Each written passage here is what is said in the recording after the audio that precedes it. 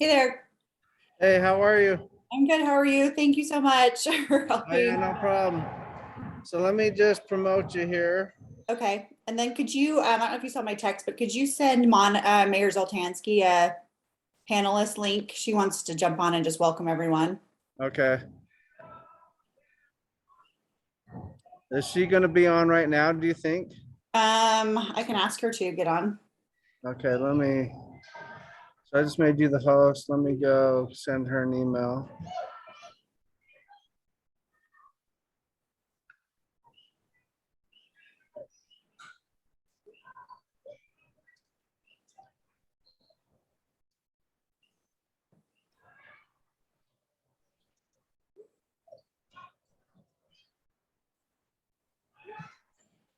Okay. I just let her know that you're sending her an email with the link and get on. Okay. Let's see.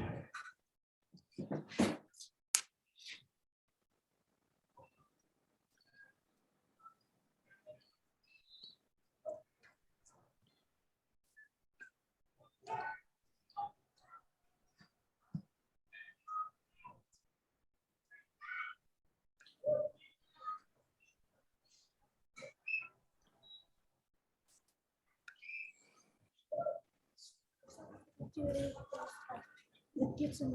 You're the only one for. I literally just took to my mom. I swear, if that kid's in one of those brick shorts, I'm not. Looks like she's on your team. The brick shorts. No. Oh, this one's got nothing. It's the same Diego. I can't see it. Does anything blue? That kid with his swim cap That kid's on the team. on your. Oh,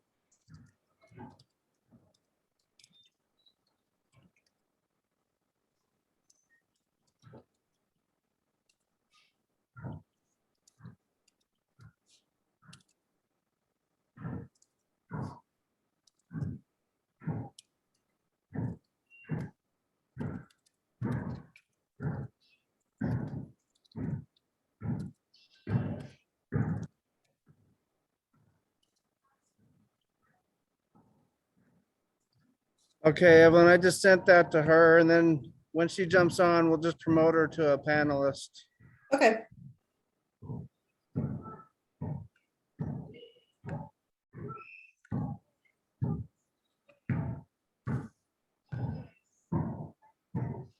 So if you remember, all the attendees will be muted. You'll have to Right. unmute them and let them speak. So Can you set this up to record as well, Brian? it's already recording. Yep. Great. We can just post it later.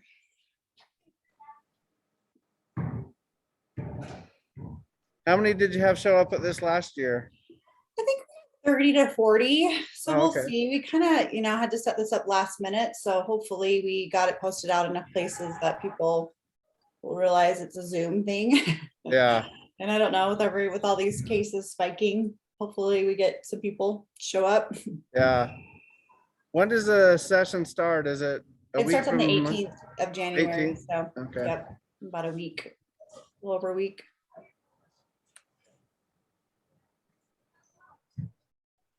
sign me up for.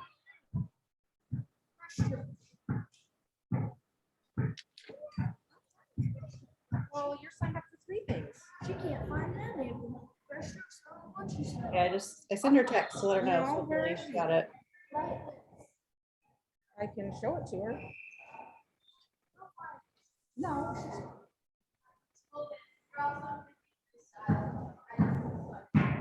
There should be 3 of them I sent to. 3? Yeah. I'm fine with it. Yep.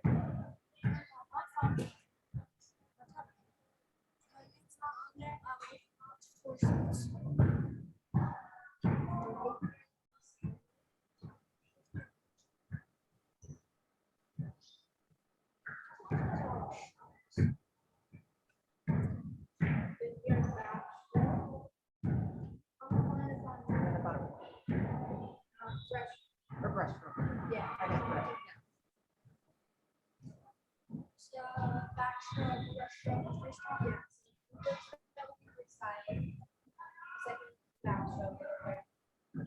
So it is. Yes. What is freestyle? Like calorie? And 16. So it's And now how would I see like people that are raising their hand? So if you pull up if you click on the panelists or the participants thing there at the Uh-huh. bottom of the screen, Mhm. it'll show you the panelists and the attendees. And then when you click on the attendees, it'll show a raised hand. Okay, And they have to, down there on the bottom where it says participants and share screen, they have to hit that raise hand button okay, in order to speak. Then you just have to click on their name and it'll say unmute, and then you unmute them, and then they have to unmute on their end too. okay. So, Do you know her? Very in. That boy?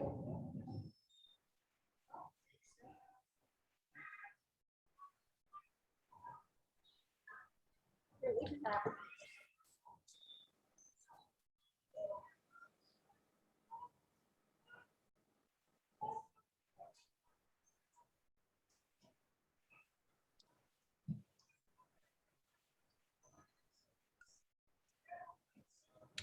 Is it possible that I can just promote her to a panelist so you don't have to sit on here? yeah, I think you can, I think now that you're a host, you Uh-huh. can do everything that I can do. So Okay, I'll let you take it from here then. okay, so when she gets on, just, is there, Yeah, she'll Phew! probably, oh, bless you. oh, thanks. I sent her the link to the attendees, so just look for the attendees. Okay, And if she jumps on there, then you can just promote her okay. as a panelist. And what, like I click more by her name or something, Yep. or, Yeah, it'll be more, and then it'll bring up a whole list of things, and then you just click promote to panelist. okay. Sound good? Yep, that sounds good. All right, thanks. All right, thank We'll see you. ya. Bye.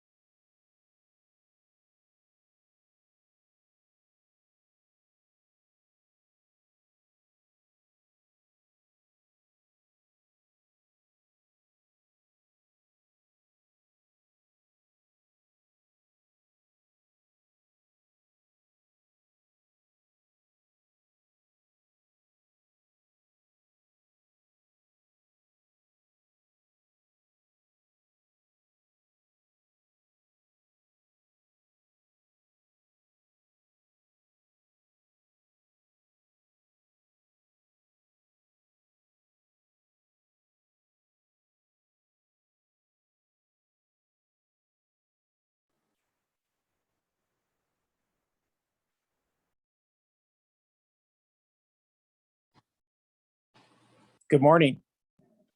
Morning, how are you? Good. Yourself? Good. I already I'm asked that. doing- Yeah. I'm doing well. Okay, I'm gonna, oh, I see her there.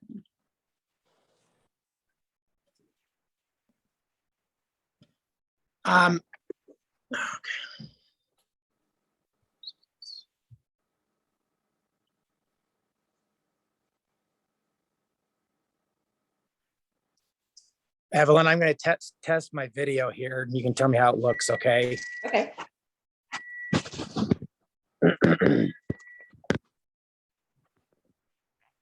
it's pretty good. A little shaky maybe, but I'm getting it set up. I'm up the canyon, so I don't oh, have my, lucky you. yeah, if you call shoveling snow for hours, lucky, but Oh, okay, never mind. I thought maybe you were going skiing or something. Really fun. no. Okay. All right. I'll get it working here. So at least the resolution's okay, huh? Yeah, it's good. Oh, You can thanks. see you. Thanks.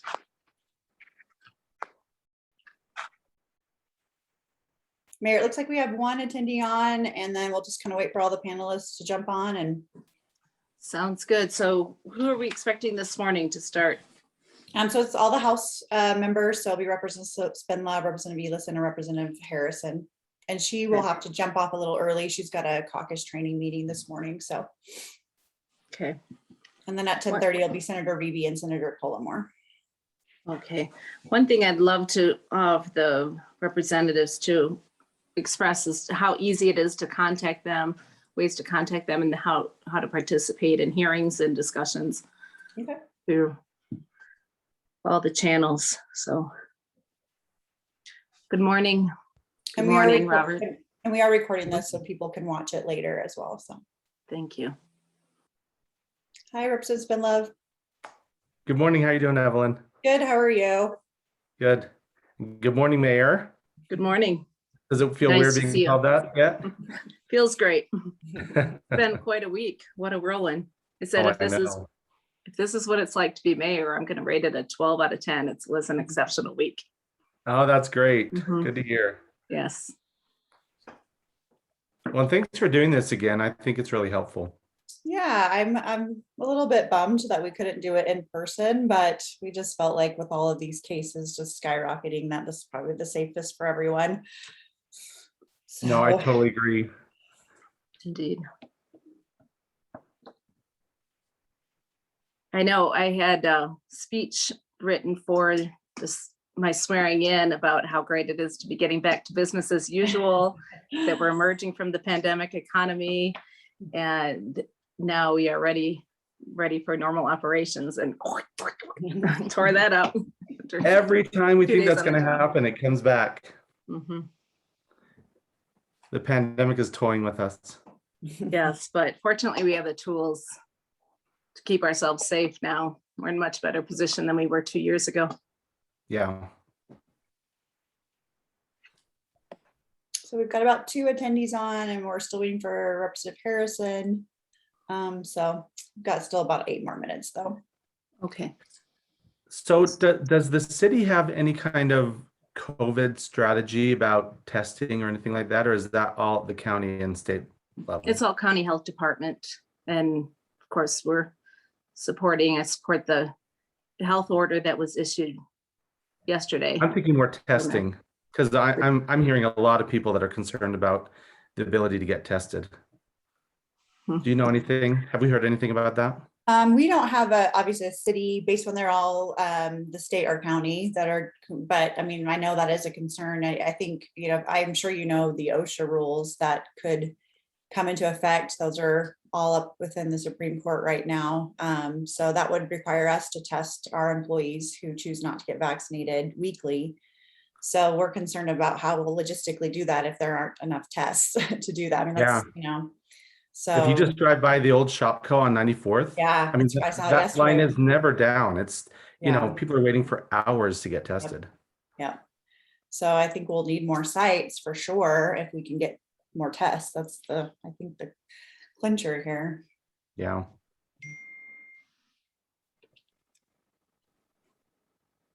Hey, Steve, I saw you pop on for a second. Good morning. Good morning. How you doing? I already know where you are, and I hate you. Oh, well, after the Zoom meeting, I got a lot of snow shoveling to do. It snowed last night, so Yeah. despite shoveling last night too, but the smoke alarm just went off due to a breakfast malfunction, but I just got that figured because I don't alarm going off in the background. It's a good idea.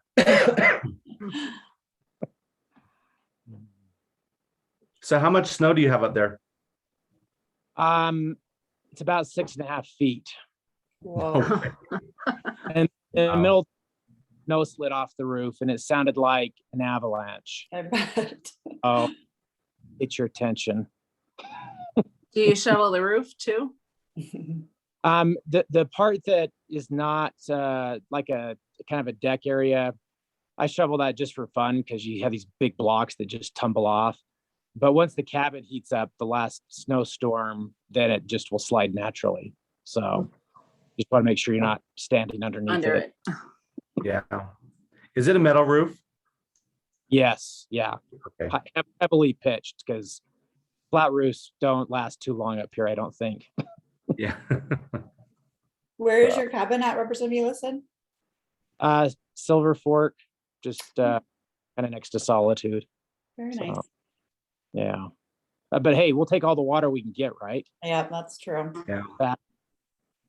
So last night, rain in the valley, snow in the mountains. That's like, Best of both worlds. We have to Yeah. shovel it down here. We get it up in the mountains. It's great. yeah. So how do you stay on top of it? I mean, when it snows almost every day, do you shovel it? I mean, because you're not up there every day. No, I have two neighbors that like to utilize our parking. So they've got the tractor and the industrial snow blowers on track. So they will usually blow the driveway, and I let them park there when we're not here, which works out great. So Okay. other than that, we just have one trench from the parking area to the cabin that if you can stay on top of that, that's not too bad. So anyway. What's an industrial snowblower? Is it like on an ATV? It's a certain model of Honda that has the tank tracks, and Oh, your valley or certain places, you're not one of the cool kids unless you have one of those types of snowblowers. I even own a snowblower, so shows you where I rank. But yeah, my neighbor educated me that if you're going to live here year round, this is the type of snowblower you need to have. So I'm like, well, not going to happen. So. and it's probably thousands because just a normal 2-cycle is $1,000. Oh yeah, they're power driven and have the big augers on them, and so but my neighbor's got one on a John Deere tractor that blows it clear, like 20 feet or whatever. So we came up to go Christmas Eve, and we arrived just as he was blowing the driveway. So I was like, wow, an early Christmas present. So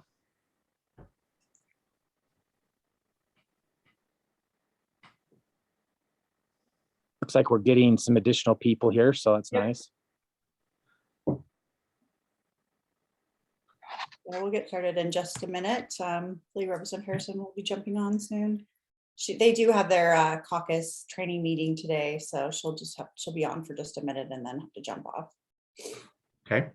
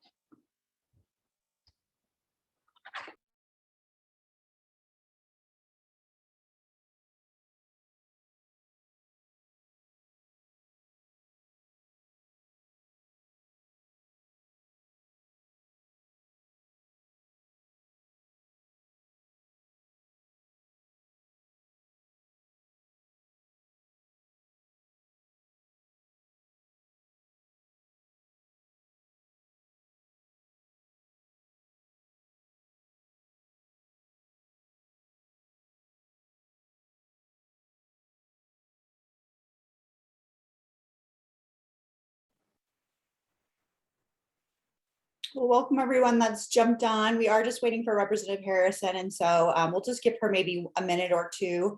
I know that she was really excited to attend the event, so just we'll give her 1 minute. And just as we're kind of waiting to get started, just so you guys know, you are muted until I unmute you. And so to ask a question, we're going to allow the legislators to speak to us for about 10 to 15 minutes, kind of on the issues they're working on and issues they see coming up. And then after that, we will have time for questions and answers. And so when that time comes, we'll make sure to kind of go through and choose everyone who wants to ask a question. And then just make sure when you do go to and ask the question, you unmute yourself as well. I have to unmute you on my side, but you'll also have to mute yourself on your side. So just a little housekeeping there, but we'll give it just a minute or so and we'll see if we get to Representative Harrison here.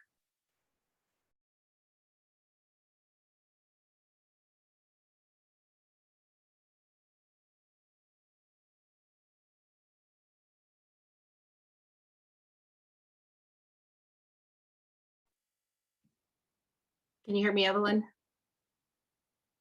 Let's see. I can hear you. I was muted. Okay. Okay. While we're waiting, how about I just do a quick welcome? Sure. Welcome Representative Ellison, Representative Spenlove, and our city council members. I see a few have hopped online, and welcome to our most important participants of all, our Sandy residents. This is for you. Thank you for joining us for this important discussion.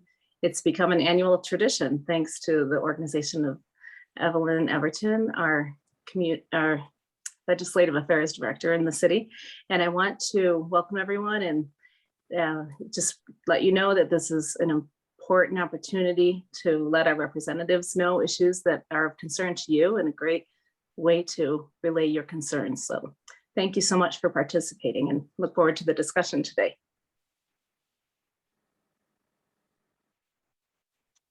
And just as a reminder, we will have the House representatives between 9 to 10:30, and then our senators will jump on at 10:30. So you'll get an opportunity to speak to all of them. We like to kind of separate it out just so that we get to hear more from each person. It was a little bit tricky when we had everyone all on at the same time. So I think this format worked really well last year. I think it will work well this year to be able to give you the opportunity to really get your questions answered from each representative. So,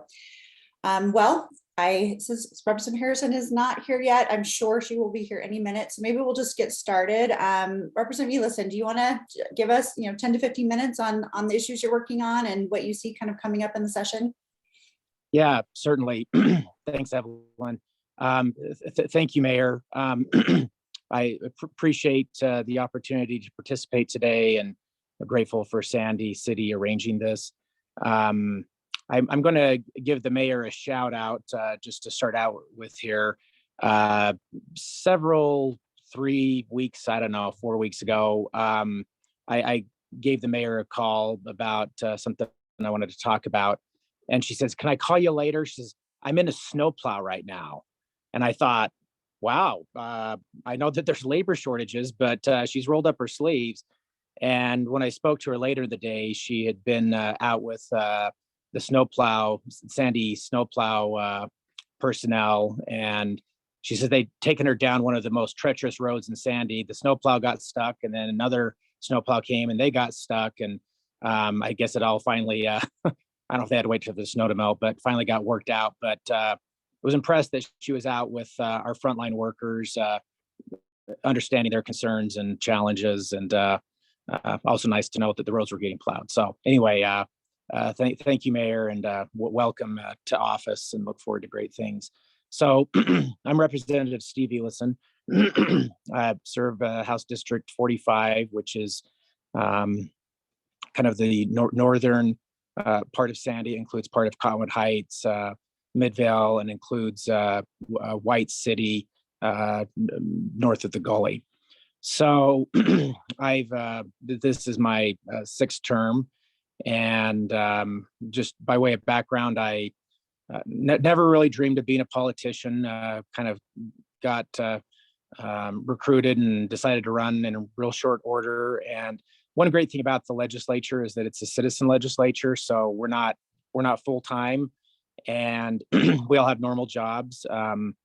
By day, I'm a senior finance director and a strategy analyst for University of Utah hospitals and clinics.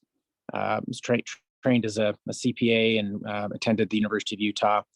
And in kind of my side endeavors, have been a board member at the Road Home for about 15 years, and been involved a lot in homelessness issues. And in my time in the legislature, I've worked a lot on mental health and substance use disorder legislation, and a variety of a lot of other issues. When you look at the bills each legislator runs, you realize that some cases we have to be kind of jack of all trades, and sometimes you feel like the master of none, because one day you're talking about water policy, another day you're talking about special education, and then talking about the Great Salt Lake, which we had a summit on this week. So lots of different topics.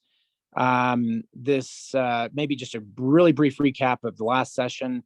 The overall, I'm going to let Robert talk about overall budget issues, because he's a senior economist with Zions Bank and knows those numbers far better than I do. But overall, Utah, from a financial perspective, is in very good shape. The legislature has set aside rainy day funds and working rainy day reserves, which helped us weather the last recession in 2008 better than almost any other state. I think right now we have either the lowest or near lowest unemployment in the nation, which also has its own challenges. But our budget's in great shape. In the legislature, I co-chair the Public Education Appropriations Committee, which provides funding for our schools. We last session, as well as this coming session, have seen significant increases to funding in public education. We recognize there's still a lot of work to do in that area, and we'll continue to focus on that. Probably one of the more interesting bills I ran last session created two of Utah's two newest state parks in Utah, Lost Creek State Park up in Morgan County, and another state park that I like to say was 120 million years in the making, Utah Raptor State Park, about 9,000 acres adjacent to Arches National Park. There's still about 100,000 dinosaur bones in the quarry there, which they will be putting on display, similar to the Dinosaur National Monument out in Vernal. And there will be two new modern campgrounds and over 100 miles, which are existing, of off-road trails for mountain bikes and ATVs. The Moab area, if you've gone down there lately, it's very difficult to find lodging. We went down to actually tour the new state park with state paleontologists and state parks and other people. And pulling into town, I said, well, it's time to find a hotel. And first quote was $350, which I thought, wow, I feel like I'm in Manhattan. So this will offer camping opportunities that are in short supply down there, and also offer an additional entrance into Arches National Park. So that was a fun bill from last session. Let's talk about the coming session and some of the bills I'm working on. Is just kind of a preface, a couple of troubling statistics. Mental illness is the #1 cause of disability in the world, according to the World Health Organization. And it's the leading cause of death for ages 10 to 24 in the state of Utah. And the pandemic has definitely exacerbated some of the mental health challenges that we are facing as a society. Recent studies show approximately 40% of Americans indicate that they are suffering from some level of depression, anxiety, or other mental health condition. And so Utah began transforming our crisis services a number of years ago in advance of the pandemic, which of course, nobody had the foresight to know what would happen with the pandemic, but they were long past due changes. It also incorporates a key element of law enforcement reform that is really the overlapping part of two schools of thought that I think everybody can agree on. And so several sessions ago, I ran a bill that creates a series of crisis receiving centers across the state. The largest of those is now under construction in Salt Lake County. It'll be located just off I-15 in South Salt Lake. It'll have up to 60 crisis receiving recliners where people can stay for up to 23 hours to be assessed and treated. It's basically a psychiatric emergency room. So instead of having to go to an emergency room with a large bill and some of the other challenges of going to an emergency room, this will be focused on people in crisis. It's a national model. We've had some smaller crisis receiving centers around the state that have been heavily utilized. The overall model that we're trying to transform with crisis services is someone to call, which is the National Suicide Prevention Lifeline, 1-800-273-TALK. We also have the statewide warm line, bill I created a few years ago from a bill I ran.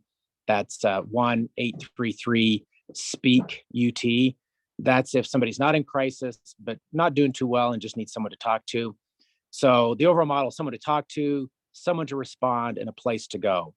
The someone to respond is our mobile crisis outreach teams, which are in heavy utilization here in Salt Lake County. I know I've helped those teams respond to constituents in our area, and they've been very satisfied with those services. A mobile crisis outreach team can be accessed by calling the National Lifeline, which is answered here locally, and then somewhere to go if they can't be stabilized by the mobile crisis team or the crisis receiving centers. The facility that is being built from HB 32, a bill I sponsored a few years ago, is on a 9-acre campus. It's a 78,000 square foot building and will be probably the model for the nation. So we're very excited about that. Only frustration is it can't be built anytime too soon, but it's underway. So this coming session, I'm working with Senator Thatcher on recommendations from our Crisis Response Commission, which will enhance the availability of mobile crisis teams. It will build an additional or fund an additional crisis receiving center where we have a big hole currently in Weber County, and a federal bill that passed several years ago that had its genesis here in Utah will actually simplify the national crisis line down to 3 digits. Coming July 16th of this year, somebody can simply dial 988 to access the National Lifeline. It finally puts mental health on par with physical health. We've had tremendous success with 911 over the years, and 988 will make accessing mental health services much more easy. And so with that rollout, we've already seen about 40% increase in calls to our crisis line.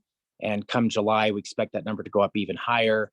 So we're trying to bolster crisis response times and services, so no call for help goes unanswered. Another important bill I have this session, it's received some media attention, relates to our emergency commitment laws. If somebody is in crisis, sometimes they need to have what's called a pink sheet or a blue sheet where they can be temporarily held for observation and treatment. Utah's laws are, after a thorough analysis, some of the worst in the nation. And when some of these stories have run, I've received numerous emails from families who have fathers, sons, daughters, relatives suffering from a mental illness. They can't get treatment, and they've expressed support of the legislation that it may help their family member get the help that they need. I will be sponsoring our public education bill that the legislature has already set aside funds for growth, as well as an increase to our WPU, that's our weighted pupil unit, something that hasn't ever really been done before, that resulted from recent legislation, where we set up an education stabilization fund. So some really good things happening in the public education realm. I have some other bills that are not as glamorous. There's sometimes people say, why do you guys run so many bills? Well, anytime you want to change one word in state code, you have to run a bill. Or if you want to repeal something, which I'm also doing, you have to run a bill. So some of the new products out of tobacco products that are heated versus burned wouldn't be subject to the state tobacco tax. So we have to make some technical clarifications there. A bill that I feel really strongly about. Heidi Hatch from KUTV recently did a story on this, relates to healthcare worker, law enforcement, and firefighter suicide prevention. Currently, if there was a recent tragic story that received national attention of an emergency room physician here in the Salt Lake area that just during the middle of COVID had a first mental health incident. I'd been working for decades in the emergency room, but the stresses of the pandemic kind of got to him. And as he expressed concerns, he was admitted to the psychiatric unit at the hospital, of which he was an esteemed physician, which was very difficult for him. Tragically, shortly after being discharged, he took his life. And then I learned about numerous physicians that have died by suicide. And I received a call recently from a constituent who is a nurse in one of our local ICUs that broke down on the phone with me about the stresses they face. And so this bill will allow a healthcare worker to swing out of their insurance network to receive treatment at a different facility or different system from which they work, which is a small thing, but sometimes the stigma surrounding seeking mental health treatment is very high, and we hope this will eliminate one barrier. Now, Evelyn, you're going to have to tell me how I'm doing on time, because I could talk for a long time. Yeah, I think that's probably about 15 minutes. And so I do appreciate everything that you've updated. And we really appreciate your work on mental health. You really have been spearheading that for several years now. So let's let Representative Harrison go, because I know that she's got to jump off a little bit early. So we'll go ahead and move over to her. And then after that, we'll go with Representative Spinlove, and then we'll do some questions and answers.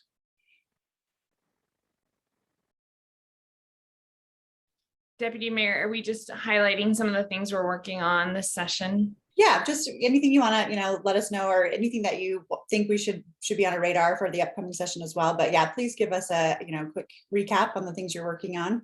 Yeah, so my name is Suzanne Harrison. I represent part of Sandy and part of Draper. And I just want to start off by saying thank you to Sandy City for hosting this. I know there are several elected officials joining us from Sandy City. Thank you, Mayor Zoltansky, for joining us as well. And I just really appreciate this community opportunity. And in terms of things to watch up at the legislative session, I'll start off with some big things that I think we should all be watching. One of them is we have a significant surplus in our revenue for the state this year. Utah has weathered the pandemic. Our economy has weathered the pandemic better than many states. We have low unemployment and we have a sizable surplus this year. And I think that we should take that opportunity to do some strategic tax relief for lower and middle income families, certainly. But then I also think we should invest in our kids and their future. I think our education system really needs some sizable investment in terms of teacher shortages. We have some of the largest class sizes in the country. Anyone who has a kid in one of our K through 12 schools knows that we're short on school psychologists, and our kids have many needs, as Representative Ellison has highlighted. And I think we should be doing those targeted tax cuts for low and middle income families, but then do significant investments. One of the most important tax cuts I think we should do this year is eliminate the food tax. We have a food tax on those basic life essentials, and it's time to end that. 36 other states have eliminated the food tax, and Representative Rosemary Lesser has a bill to eliminate that food tax. I think now is the time to do that when we know a sizable portion of Utahns, up to 10% of Utahns, face food insecurity. So I think it's really important. Another thing to have on your radar, Speaker Wilson this week hosted a summit on the Great Salt Lake, which I think is really important. We have been dealing with a record severe drought. It's hard to remember because we've had some rain and snow the last week and a half or so, which is really great. But we're in trouble in terms of our future, and our efforts at conservation, water conservation thus far have been pretty lackluster, and we need to really step it up in terms of conservation, not just at the individual level at your home or at your business, but throughout the system, we need to be maximizing agricultural efficiencies and investing in water metering so that we know how much water we're using. We know that Utah uses on average much, much more water per person than almost any other state in the country. And yet we're in the second driest state in the country. And we need to work together to solve this problem. And the Great Salt Lake is really suffering. Some people are like, who cares? It's this big, muddy, stinky mess out there, but it's actually critical for our health and our air quality. And it's also critical to our economy. And so I really appreciate Speaker Wilson's leadership on that front. There's going to be some other issues that pop up. Some of them we know about now, some of them we haven't heard about yet. So stay tuned on that. In terms of issues I'm working on, the bills I work on this year have most to do with health of the community and air quality. So in terms of health, I'm a medical doctor in my day job. And so this is on my radar a lot, not just because of COVID and what we're facing with that, but the bills I'm running this year have to do with helping more patients have access to a national diabetes prevention program. About 25% of medical dollars in Utah are spent on diabetes care.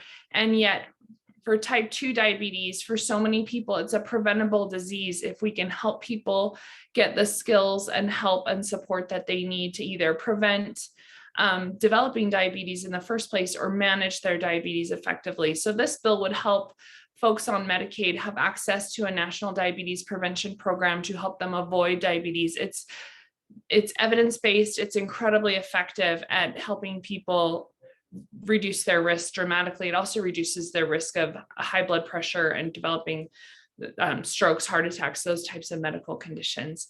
Another bill I'm working on has to do in our schools. We have a ratio of school nurses that is really, it's really not what the national standard is. We have one nurse for every 5,000 students. And this legislation would make it one nurse for every 2,000 students. It would simply increase the number of school nurses in our schools. And I think this is critical. Our teachers, we have a teacher shortage, but our teachers can't be everything to every child. And unfortunately, our kids are coming to school with more needs and mental health needs, but also physical needs. And having more people in the schools that can develop that relationship with our kids and help identify when our kids need additional help. These nurses are critical in treating allergic reactions, asthma flare-ups. Many of our kids have conditions that need care, like seizure disorders and so forth. And this will just simply get us closer to what the national standard is. It certainly won't get us to the national standard of one nurse per school, but we'll head in the right direction. And I hope to earn the support of my colleagues in that legislation. I have another bill that's a patient safety bill just to improve safety of patients receiving sedation in outpatient facilities that will hopefully just increase the safety that patients have when they go to get care wherever, whether it's at a hospital or in a clinic or in an outside facility. Another bill I'm working on has to do with air quality and helping people afford and encourage them to purchase electric vehicles and clean vehicles. We have invested as a state in electric vehicle charging infrastructure, but there's still a barrier for many people to be able to afford an electric vehicle. And this bill will hopefully help raise awareness of the affordability of electric vehicles and help them afford them. And it's not a bill that will help rich people buy their fancy Teslas. There's like a cap on the price. So it's for used electric vehicles or affordable electric vehicles, which there's a lot of those on the market. And it's just a little bit of a boost to help people take that step to invest in clean air and a healthy environment so that we can live and grow here and not get sick from our air. Those are the main ones I'm working on. And thank you so much for your time in hosting this event. I look forward to hearing from the people in the audience. Thank you. Thank you, Representative Harris. And I think that's the great thing about our legislature is it is a part-time legislature. And so we get a lot of unique perspectives from folks like you who are working in the healthcare industry. And so you have a really good insight into kind of things that could be improved. So we really do appreciate all of your work on that. So we'll go ahead and go over to Representative Spindlove now. Great, thanks for having me. And by the way, I need to apologize. I've been having a little bit of trouble with my voice over the last couple of days, so I'm sucking on the halls, but I hope I can stick it out. And I also want to really thank Mayor Zoltansky and Evelyn for putting this together. I think this is this the third year we've done this? And Or maybe. or maybe even, yeah, and I really appreciate it. I think it's really helpful. There's not a lot of areas where state and city cross over, but there's enough that we need to be working together. And I just want to commend the mayor for what she's done already. She's only been in office, 5 days now? And she, even before she was in office, she reached out to me, asked to meet with me. We had a great meeting, kind of talking about how we can work together, and I really appreciate that. And of course, Evelyn has always been great to work with, and has always been a great connection between the city and the state and really everyone. Evelyn's kind of the crossroads of everything. So thank you for what you do. And also to Representative Harrison and Ellison, and I guess to those joining. I mean, we are so lucky to have both Representative Harrison and Ellison representing us in this area. And I've had the pleasure of working with them for several years now, and they each bring such a unique and valuable perspective to the legislature. Representative Harrison with her medical background, and Representative Ellison with his, he really is kind of the state expert in mental health, and also with professionally, he's a CPA. What's kind of cool is both Representative Harrison, Ellison, and I all serve on the Revenue and Taxation Committee, and so we have some fun tax discussions. Professionally, and I forgot. So my background, I'm Robert Spendlove. I've served in the legislature since 2014. Professionally, I'm an economist. I am the senior economist for Zions Bank. Before that, I was the chief economist and the policy director for the governor's office. So I've kind of worked in the economic and policy area, for about over 20 years. And so I'm really kind of a policy and economic nerd, and kind of a tax policy nerd too. But just a couple months ago, the speaker asked me to change my role in the legislature. So I was the chair of the Revenue and Taxation Committee. I've been doing that for the last few years. And he asked me to move over and become the vice chair of the what we call the Executive Appropriations Committee. It's essentially just the main budget committee in the legislature. And so I'm just getting into that, just kind of getting my feet wet and trying to figure out what's going on with the budget. Utah has a really unique, and I think a really well-designed process for our budget. Other states, really all the decisions are made by leadership.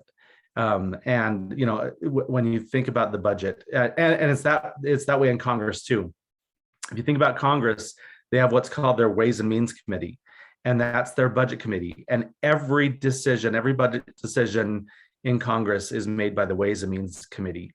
And in Utah, we really kind of disperse those decisions. So we do have the Executive Appropriations Committee, and leadership serves on that. But the decisions that the budgetary decisions are really made by our appropriations subcommittees.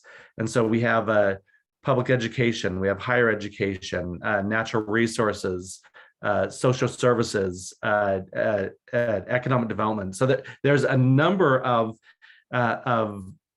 budget subcommittees, and they meet. So that really the beginning of the legislature, the beginning of the general session, which starts just over a week from now, the first 2 weeks of the legislative session is spent almost entirely on the budget. And those appropriations committees will be sitting down, going through each area of the budget, going through each of those different the requests and the needs, and kind of the pinch points, and looking through what we need to do. Representative Elison is the chair of the Public Education Appropriations Committee, so he'll be kind of leading that discussion. But what we do is we're just meeting with people. We're having the different parts of the state budget coming to present to us, state agencies. So I also serve on the Public Education Appropriations Committee. So we'll have the Utah Education Association will come in, the PTA will come in, the State Board of Education, all coming in with their budget requests and the different areas. I'll tell you, the toughest committee is the Social Services Appropriations Committee. The rest of the rest of this appropriations committees meet 3 times a week, and it's generally for about 2 or 3 hours. The Social Services Appropriations Committee meets every single day, and they start at 7:30. And it's because their budget is so important and so difficult, and it's such a large portion of the total state budget. So they all come together at the end of that process. The appropriations committees put together their recommendations. They literally prioritize the different funding requests, and then send those into the executive appropriations committees. And like I said, I'm relatively new to this position, but from what I've observed, the executive appropriations committee generally takes those budget recommendations from the appropriations committees and sticks to them pretty closely. And so that's something that we'll be starting up soon. One of our struggles this year, one of the kind of the big themes in the economy and in the budget is and you're all seeing it, right? Inflation is the big struggle that we're running into. Inflation and the labor shortage. And they really are hitting us very hard right now. We just got the new jobs report from the Bureau of Labor Statistics yesterday morning. And what we saw was at the national level, the unemployment rate dropped down to 3.9%. So that would indicate a very tight labor market. And yet at the national level, our employment only grew by 199,000, much less than we were expecting. We were expecting jobs to grow by over 400,000. And so what's happening is we've got this squeeze in the labor market where it's getting tighter and tighter. And we're really seeing this in Utah too, where it's just getting tighter and tighter. But and that very low unemployment rate is preventing our labor market from growing like it needs to. And so, and we've still got nationwide, we've got about 4 million, it's now 3.6 million, 3.6 million fewer workers today than before the pandemic, which means that we've got 3.6 million people that are either fewer people that are working or looking for a job. That's the reason why we've got this crunch. And then if you kind of break down that group, those 3.6 million, about 60% of them are people who've retired. And a lot of them have retired early. We just saw a flood of retirements during the pandemic. And then the second very large group is specifically women with children women with school-aged children. And they are really struggling to get back into the labor force. The availability of childcare, the struggles that we're having with schools, not as much in Utah, but we're seeing once again schools are being shut down. In Chicago right now, the schools are shut down, and so there's just this constant struggle, and the big struggle, and no one knows exactly what to do nationwide, is how do we get those 3.6 million people back into the labor force. And how do you convince someone who's retired to come out of retirement and back into the labor force? How do you, I honestly, I think that's going to be a really tough group to get back in. But we can, through policy, be thinking about ways that we can provide more support to those women with young children to get back into the labor force. And we need to be focused on that. One of the other struggles that we're running into, so the result of that, the result of this very tight labor market is it is adding to that inflationary pressure that we're seeing. So now inflation nationwide is at 6.8%. It's typically, for the last 20 years, it's been 2%. And it's just been sticking right around that 2% level. But just in the last 6 months, it's skyrocketed up to 6.8%. In the western region, or I should say the mountain region where Utah is, it's 7.7%. So even higher than the national average. And that inflation, it really is like a tax on the poor, because wealthy people with a lot of reserves and a lot of money in the bank can just absorb those inflationary increases. But the low income really struggle in an inflationary environment. And some of our biggest increases are areas like energy. Gas prices are way up. Food prices are way up. You can't even buy a car anymore. I just the other day, I heard someone tell me that they were buying a new car. They sold their used car for more than they paid for it when it was new. I mean, it's just things like that. It's just kind of a sign that the economy is overheating. And so we've been looking at this kind of from the state budgetary standpoint. And and a lot of this has been because of the unprecedented support, financial support from the federal government. If you remember if you think about the 3 bills that were passed during the pandemic, they total about $6 trillion in federal spending. And it was absolutely necessary to fight the pandemic, but it is making that inflation worse and causing that inflation to happen. And so what we think is going to be happening, well, we know what's going to happen. The economy is going to slow. It has to slow. We can't continue to grow. Oh, and the one other one that I forgot was housing prices are just crushing people. In Utah especially, we've seen housing prices go up by 30% in the last year. And rental prices are skyrocketing too. Again, hitting the lowest income the hardest. And so the Federal Reserve is stepping in, and they're going to start increasing interest rates, which is a good thing, but it will slow down the economy. I don't think we're going to see another similar federal spending bill like we saw in the last 2 years. So that federal support is most likely not going to happen again, and the Fed is going to be slowing down the economy. So we're at the state level, we're saying, okay, we've had this huge infusion of money from the federal government, but it's kind of one-time money. It's just like what people got in their homes. You got a check from the federal government, but you're not going to get continued checks from the federal government. And so the state is looking at all this money and saying, but we know that the economy is going to slow. We know that we're not going to see more of this.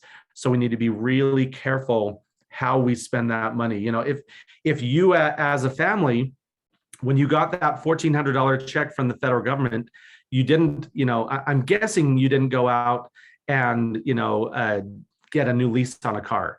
That's an ongoing expense based on a one-time source.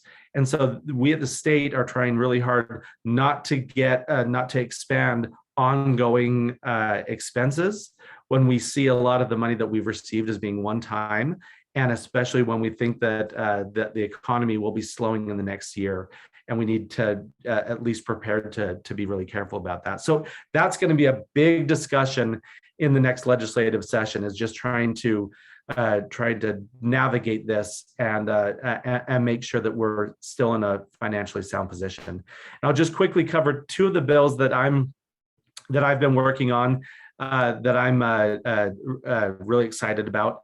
And one of them, again, I'm going to give a shout out to the mayor. I told her, okay, Mayor, I've got this bill and you're going to hate it. then I told her about it, and she's like, actually, I kind of like that idea. And so this bill is, Representative Harrison mentioned the real struggle we're having with the drought, but it's beyond just the drought. It's our overuse of water in the state of Utah. And the Great Salt Lake is drying out. If you just look at historical maps of the Great Salt Lake, the footprint of the lake is shrinking. And the drought is part of it, but it's also because of over allocation of the water rights that go into the Great Salt Lake. And one of the ways that we can address that is to encourage water-wise uses of the water that we have. And so this bill would, it does four things. Number one, it says that it prohibits cities, HOAs, and trailer park organizations from requiring that you have turf on your property. I don't even think Sandy has that, but there are cities that have that. In fact, someone contacted me in Saratoga Springs, and they spent $8,000, put in a really nice AstroTurf system, got approval from their HOA, and then after they put it in, the city contacted them and said, unless you tear that back out, we will fine you $25 a day. And so, it's essentially forcing people to waste water when they can go with drought tolerant or xeriscape solutions. So that would be one part of it. Another part, focusing specifically on state facilities only. It would require that all new state facilities have no more than 20% non-functional turf. So non-functional turf is just a technical term for grass that you don't use. It's that grass in the park strip or grass in a median strip that no one ever goes on, but you still have to water it. So no more than 20% non-functional turf on new buildings. And then for existing state buildings, they have to develop a water plan to reduce their water use by 25% in the next 5 years. The biggest, the biggest impact on that is really going to be the universities. Go up to the University of Utah and you will see non-functional turf everywhere you look. Third part of that is there's been a very successful program on kind of a local level to, they call it, it's removing your turf. What is it? Surf the turf, or I forget the cute name, but there's a program to pay you to pull up your non-functioning turf. And this would rip the strip. That's what it is. Thank you. So this would do that on a statewide level. We would have these grants around the state for anyone to rip their strip and pull out that non-functioning turf. And then the last part of that is to ask the Legislative Water Development Commission to develop a water conservation plan. So we've never had the Development Commission thinking about conservation. So this bill would have them start developing conservation plans. One other bill real quick that I'm working on, one of the real struggles we're having right now is the healthcare crisis. And part of that struggle is we're seeing record numbers of people leaving the healthcare sector. Part of the reason why our hospitals are struggling so much is because they don't have enough people working there. And one of the reasons that they're leaving, it's not all about money. We can't just, I'm sure money is part of it, but I was on a call just yesterday and they said these exact words. They said, pay is not enough. They don't feel like they have support. These essential workers, these lifesavers that have done so much over the last 2 years and sacrificed so much, including Representative Harrison, are feeling like they're constantly under battle. And so one of my bills, it's essentially says that if you attack a healthcare worker in a healthcare setting when they're doing their job, the penalty for attacking them will be enhanced. So right now, if you attack someone, it's a Class B misdemeanor, and it's you can go to jail for up to 6 months. But if you attack someone in an emergency room, it's an enhanced penalty of up to a year in prison. And so what this bill does is it expands that enhanced penalty to cover the entire hospital, and it also covers physicians' offices. And so it's a way to hopefully address some of the aggression and some of the violence that's going on in our healthcare settings. And I'm hoping, if nothing else, it's a way to send the message to these heroes that we appreciate them and that we've got their back. So that's it for me, and I'm happy to hear any questions. Great, thank you, Representative Spindler. We appreciate all of your knowledge on the economy and the budget. You really are the go-to guy for everyone on tax and economic policy. So thank you. So let's go ahead and take some questions now. So go ahead and raise your hand, and we'll call on you. If you do have a question specifically for Representative Harrison, just maybe ask your questions first. I know she does have to jump off. So, but I'll just go ahead and I will allow, I have you, your name is Clive and Norma Oliver. I'm not sure if it's Clive or Norma, but I'm going to allow you to talk right now and just go ahead and unmute yourself to be able to ask your question. Okay, it's Norma. Okay, hi, Norma. Suzanne, thank you so much for saying that you're presenting a bill to eliminate the food tax. What can we do to support that? I think that's extremely important for our families that are struggling. And it will really help our economy because it will allow those families to function better economically. Thank you so much for that question, Norma. And just to be clear, I'm not the main sponsor of that bill, but I'm a big supporter of it. The sponsor is Representative Lesser. But the best thing you can do is reach out, call, text, email your state House of Representatives or your state senator. So it's probably one of us on this screen or Senator Coleman or Senator McKay, and tell them that you support that and that you feel like that is one of the most important ways to target that tax relief to people that really need it. Thanks for your great question.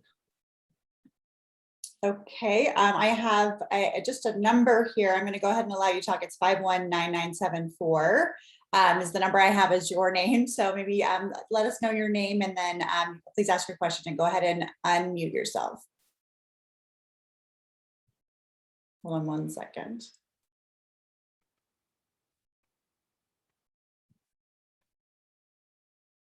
Okay, I'm going to allow you to talk now. Oh, it says actually that you're using an older version of Zoom, so I'm not allowed to promote you. Maybe let me come back to that one. Okay, I've got Jack Fried. I'm going to allow you to talk today. Go ahead and unmute yourself. Well, first, I want to thank everybody for showing up on this lovely Saturday morning. And one of the things that concerns me, and I'm going to tell you, I am a retired health professional. When I gave notice of my retirement in 2019, nobody knew about the pandemic, and I ended up retiring 6 months later. And Mr. Spindler, I appreciate your bill because as a department head for 22 years here in Utah, I had 3 employees assaulted. I'll be specific. I was the director of respiratory care at St. Mark's Hospital. I had 3 therapists assaulted during that time, 1 in the emergency room, 2 on the floors. One was kind of hurt pretty badly. Others were just hit. So I approve of that. But one of my concerns is, as we all know, the COVID-19 is running through, and the legislature seems to be doing everything it can to stop us from taking public health measures. By going against mask requirements or even vaccination requirements. And the guise is, freedom. But, when I got my draft notice, I was forced to take vaccines even at my pre-induction physical. I wasn't even sent into the military yet. So I'm just concerned to get a response that why aren't we letting our public health professionals make the decisions? Mr. Laison, I know you work at the U, and my former colleagues there are swamped.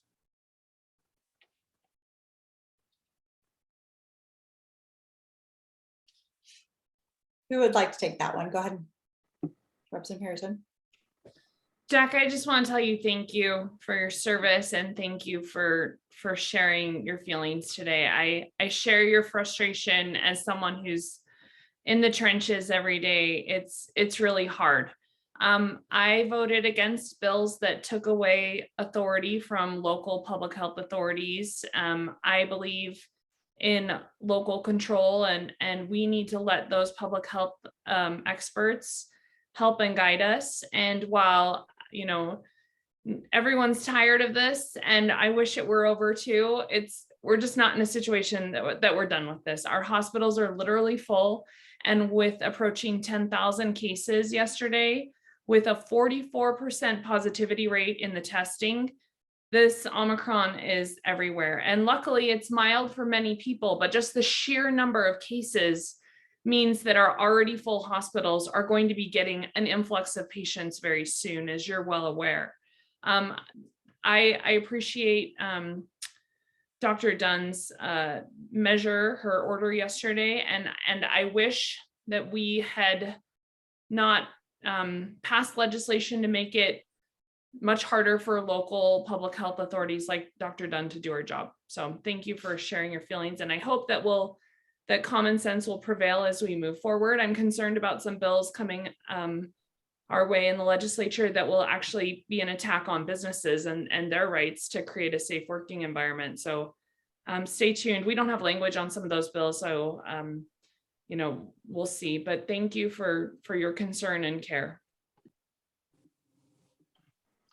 Mr. Spenlove alluded to, you know, people don't want to come out of retirement. Now, I'm retired at the age of 70 because I was fortunate. I had a career I really enjoyed, and I have thought about coming back part-time, but, you know, I don't have a spleen, so I'm immunocompromised to some degree. But, you know, I've thought to myself and said, is it worth it? Because we seem to be wanting this thing to go on. The state is not taking actions to mitigate it. And that's just a fact. We all know that vaccinations, and we all know that masks can put this thing down. But it's like, you know, my former coworkers and my former employees, they're just beat. And they're working, for the most part, 5 or 6 12-hour shifts a week. And sometimes when you've got a patient on bypass and the intensive care unit, when they're really busy, they end up working 16 to 18 hours. And the question is it worth it anymore? And you know, you wonder why people don't want to come back to work, like a school bus driver who's going to make $24 an hour to have kids in the bus that aren't masked. I mean, really. But go ahead. Jack, I was just going to give a little further insights. You mentioned I work at the University of Utah Hospital, which of course I do. And in terms of vaccines, I am personally a big believer in them. I was in the Moderna trial. I even went on Fox News national TV live to talk about my experience with the Moderna trial. And a couple of insights, just as an FYI, the University of Utah Hospital just announced we're closing 52 beds, including ICU beds. It's on top of 30 beds that we closed a few months ago. And the simple reason is we don't have the staff. And so, you know, any healthcare professionals that feel inclined, and I understand the reticence to come back into the workforce are always appreciated. I was looking at the detailed data on our COVID-19 real-time dashboard the other day. And what we're seeing is that Omicron is definitely more virulent than the prior strains. But as Representative Harrison mentioned, it's typically not as severe, but for a certain segment of the population, it is.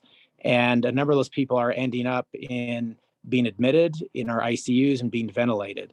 The number of all of our patients that are currently in our ICU, at least as of a day or two ago, none of them had been vaccinated. So the data that I see, people can have their own opinions. I'm just looking at, you know, raw data that's not even public, is that vaccinations do keep people out of the hospital and do keep them alive. And I think that I believe it should be a personal choice. And it's something that we're gonna have to look at very closely because this is uncharted territory. Our chief epidemiologist said he has never seen a virus as contagious as Omicron. The only thing maybe close would be smallpox, which none of us remember. So we'll have to be diligent and look at policy proposals very carefully and try to understand what unintended consequences may result from those. Great, thank you. We are going to go down now to Kathy Spuck. So I'm going to allow you to talk and just make sure you unmute yourself. Good morning. Thanks to all of you for taking a Saturday morning, especially ahead of a busy session, to spend time with us. Actually, I just wanted to express 3 other concerns that I hope would be addressed in the legislature, and they may not be super popular, but one is to repeal the law that said we don't have to have our vehicles inspected. I am seeing so many cars on the road with headlights out. I've seen reports of the troopers saying, okay, people are driving in the snow with bald tires. My windows were closed all summer because of the hyped up vehicles racing. And I honestly think if you got rid of some of the satisfaction they feel in the noise, that might calm that down a little bit. And personally, I'm very careful. I am a very conscientious preparedness person, but I just realized it's been a long time since my brakes have been inspected. And if it's this bad after just 2 years or so of that being repealed, it's just going to get worse because those same vehicles will have gone longer without inspection. So I'd love to see that reinstated annually or every other year. But I really think for our safety and the safety of our police officers and the troopers and everybody on the road, that needs to be dealt with. The other thing would be the speed limit. I tried to do some research this week and I wasn't successful. But I really thought that when the speed limit was raised to 70, that there was a attachment to that the statistics would be monitored, and they're not always going to be accurate because accident rates depend on weather and COVID and how many cars are on the road. But I think there has been an increase in accidents, severe accidents and injuries. And again, is that a deterrent for state troopers? I'm going to retire because this is just way too dangerous of a job. And is part of it just the speed on the freeway? I travel a lot.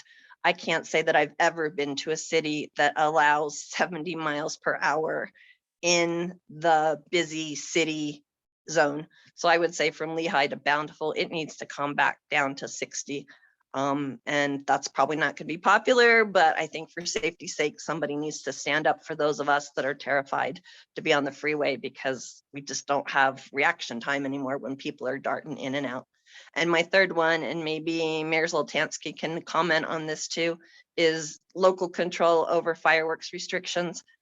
It's sad that I don't get to be with friends and family on the 4th of July because I am home with the hose hooked up, waiting to see if the little area down the street from us behind the fence that most people don't realize is going to get sparks and catch fire. So I would love to see those 3 things addressed. And Representative Eliason, the stuff for the medical, you might consider those same restrictions and the same penalties for teacher assault.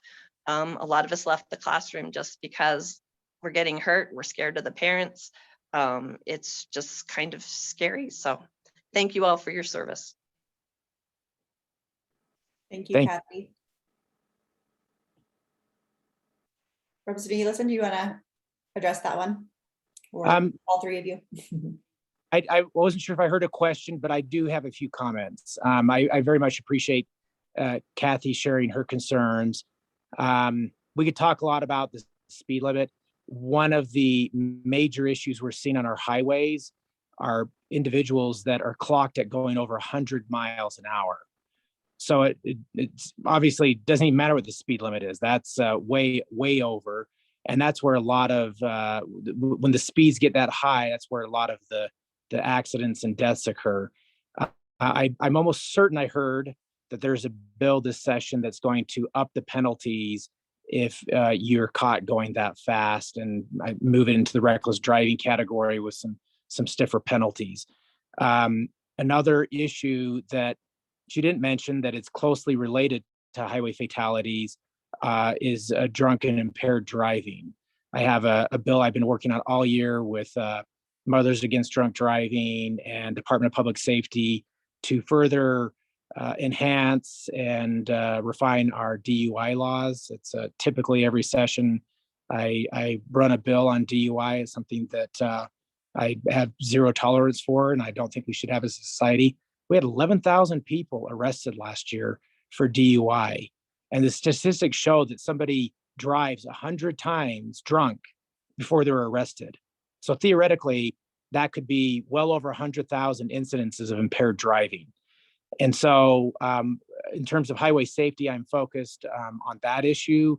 We know we can make a difference, and we have made a difference. And I know there is legislation looking at some of the excessive speed, as well as I believe Representative Wheatley is running a bill on some of these vehicles that clearly are exceeding the noise ordinance.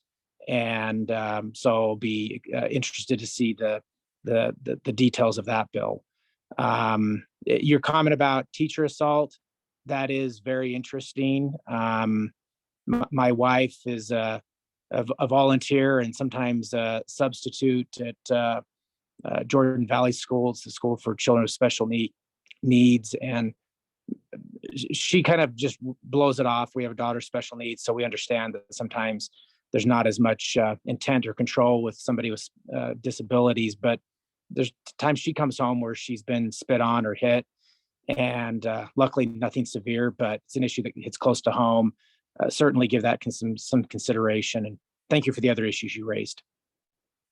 Hey, can I jump in real quick on the vehicle inspection? You know, it's an interesting, there's, I forget who it was, one of the Supreme Court justices states the laboratories of innovation. And, you know, what states often do is states try out ideas and see if they're going to be successful or not. And, you know, and I put that vehicle inspection legislation in that box of, you know, it's kind of an interesting idea that, you know, was worth trying out. But part of an essential part of that is to do the research to find out if it has an impact, you know, if it had either a positive or a negative impact on our vehicles or on costs associated with them. And I think we need to be doing that research. And I think we need to be going back and saying, did this accomplish what we wanted? And, you know, I'm totally open to that. I'm, you know, that's not one of those issues where you say, well, we're done now, might as well, you know, stick with it. If we are seeing that, and, you know, and I've seen some of those same things. I saw someone the other day with a cracked windshield all the way across their windshield. That would not pass inspection. You know, that highway patrol can pull you over for those things. They still have the authority to pull you over. But, you know, if we are seeing that the safety, our vehicle safety has gone down, then absolutely, I think it would justify, you know, changing that or going back. One other thing on the vehicles inspection. First of all, Kathy, thanks for your great questions. Senator Kathleen Reeby is running a bill to repeal that vehicle inspection, eliminating the vehicle inspection. So you can certainly reach out to her and support her anyway, or let your elected officials know that you'd like them to support that legislation by Senator Reeby.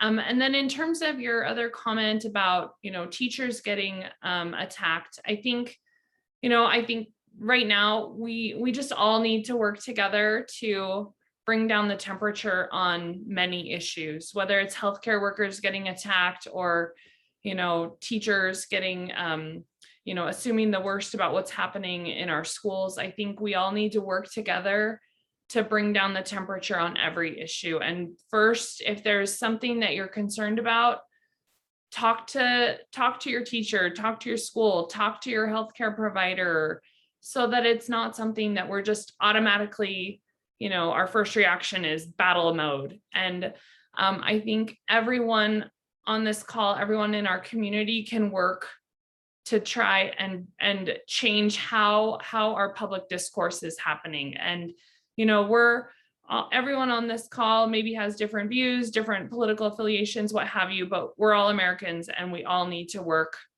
to build our communities, make them better, and do it in a way that chooses kindness first and seeks to understand first. Thank you so much, Kathy.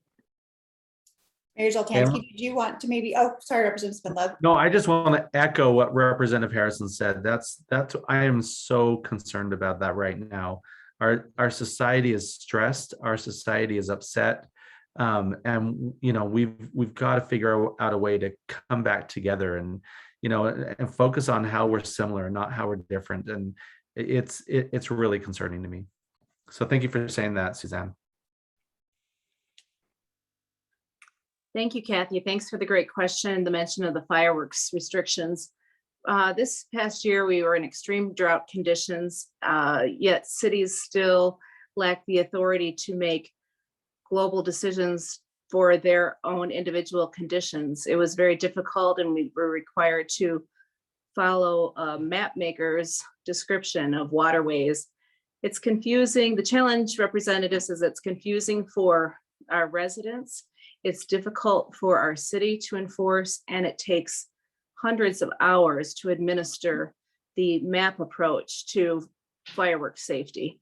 So I would welcome the opportunity to refine the fireworks law. Some limitations that have been very challenging for the city is enforcement. It's hard to enforce violations, even flagrant violations, because by the time the police or fire officials respond to the location, it's the person who's discharged the illegal fireworks is gone, or it's hard to pinpoint. So to say that, well, cities can enforce on the violations, it's nearly impossible, and you will not see any significant enforcement production. We make progress through education, yes, but what we saw last month in Boulder County, it's not just the wildlands areas that are vulnerable in dry conditions. We live with high winds near our canyons, and what keeps our fire chief up at night, now me as mayor up at night, is what would happen if we had a Boulder County fire or a Paradise, California fire. These are real risks. So cities, based on the conditions, which might change from year to year, need the flexibility, need to be empowered to make their communities safe. We have opportunities with where we sell our fireworks. Should we be selling fireworks in restricted areas? Could that revenue from fireworks sales be come back to local communities to enhance education and enforcement? So those are some improvements that I would recommend to our fireworks legislation, and give cities back the power to do citywide bans when the conditions present. Thank you. Thank you, Mayor. And I have a bill file open on fireworks, and let's talk offline about what those changes should be, could be, and work offline on that. That would be great. I know, Representative Harrison, you've got to jump off, but maybe just tell us really quickly before you go how to contact you during session. What's the best way to for our residents to be able to get a hold of you? So I think one of the big misconceptions about reaching out to your elected officials is that we're like far away, but really we're just your neighbor. Like, text me, email me. Like, paper mail is slower for all of us. So don't ever hesitate to call or email. My cell phone number is 801-999-8047. And my email, I have two, I don't know if it's like realistic to tell you, but it's sharrison@le.utah.gov, but it's all on like websites that if you go to votesus.com, you can find my contact info there. And thank you all for participating and caring about local issues. And thank you to Sandy City for all you do to make our lives better and provide needed services for our communities, and always be so receptive to hearing from the community and from us. And it's a great team effort. Thank you for hosting today. I'm sorry I have to hop off. I have another legislative obligation. Thanks, everybody. Thank you. Take care. Thank you. All right, we'll go back to residents now. I've got Lisa Thompson, so I'm going to allow you to talk. Go ahead and unmute yourself now. Hi. My question is for Representative Spindler.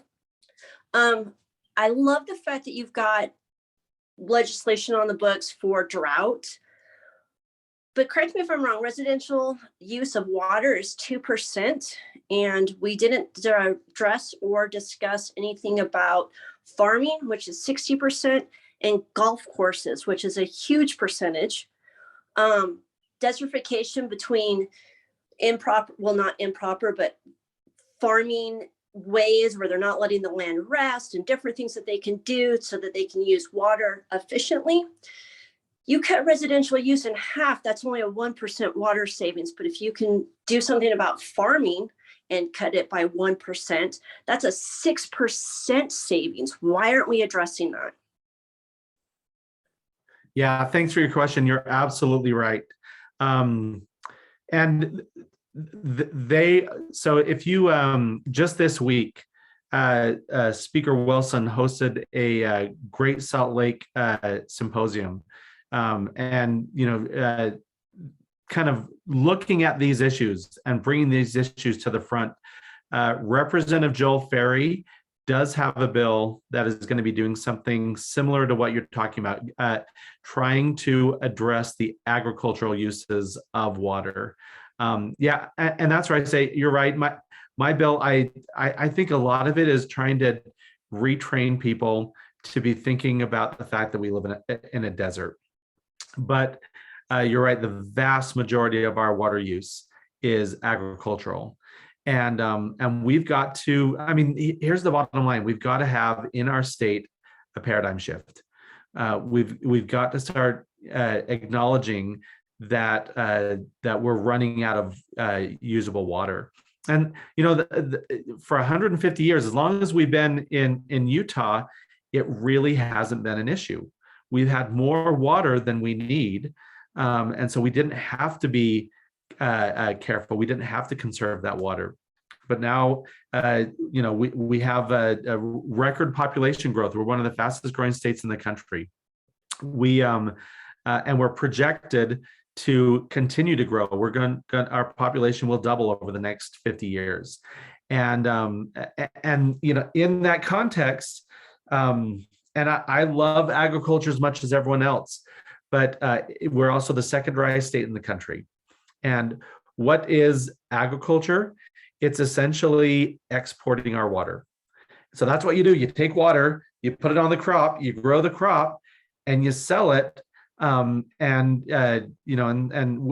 while yes, we do consume some of our agriculture in Utah, most of that agriculture, especially things like hay or corn or wheat, are exported outside of Utah or even outside of the country.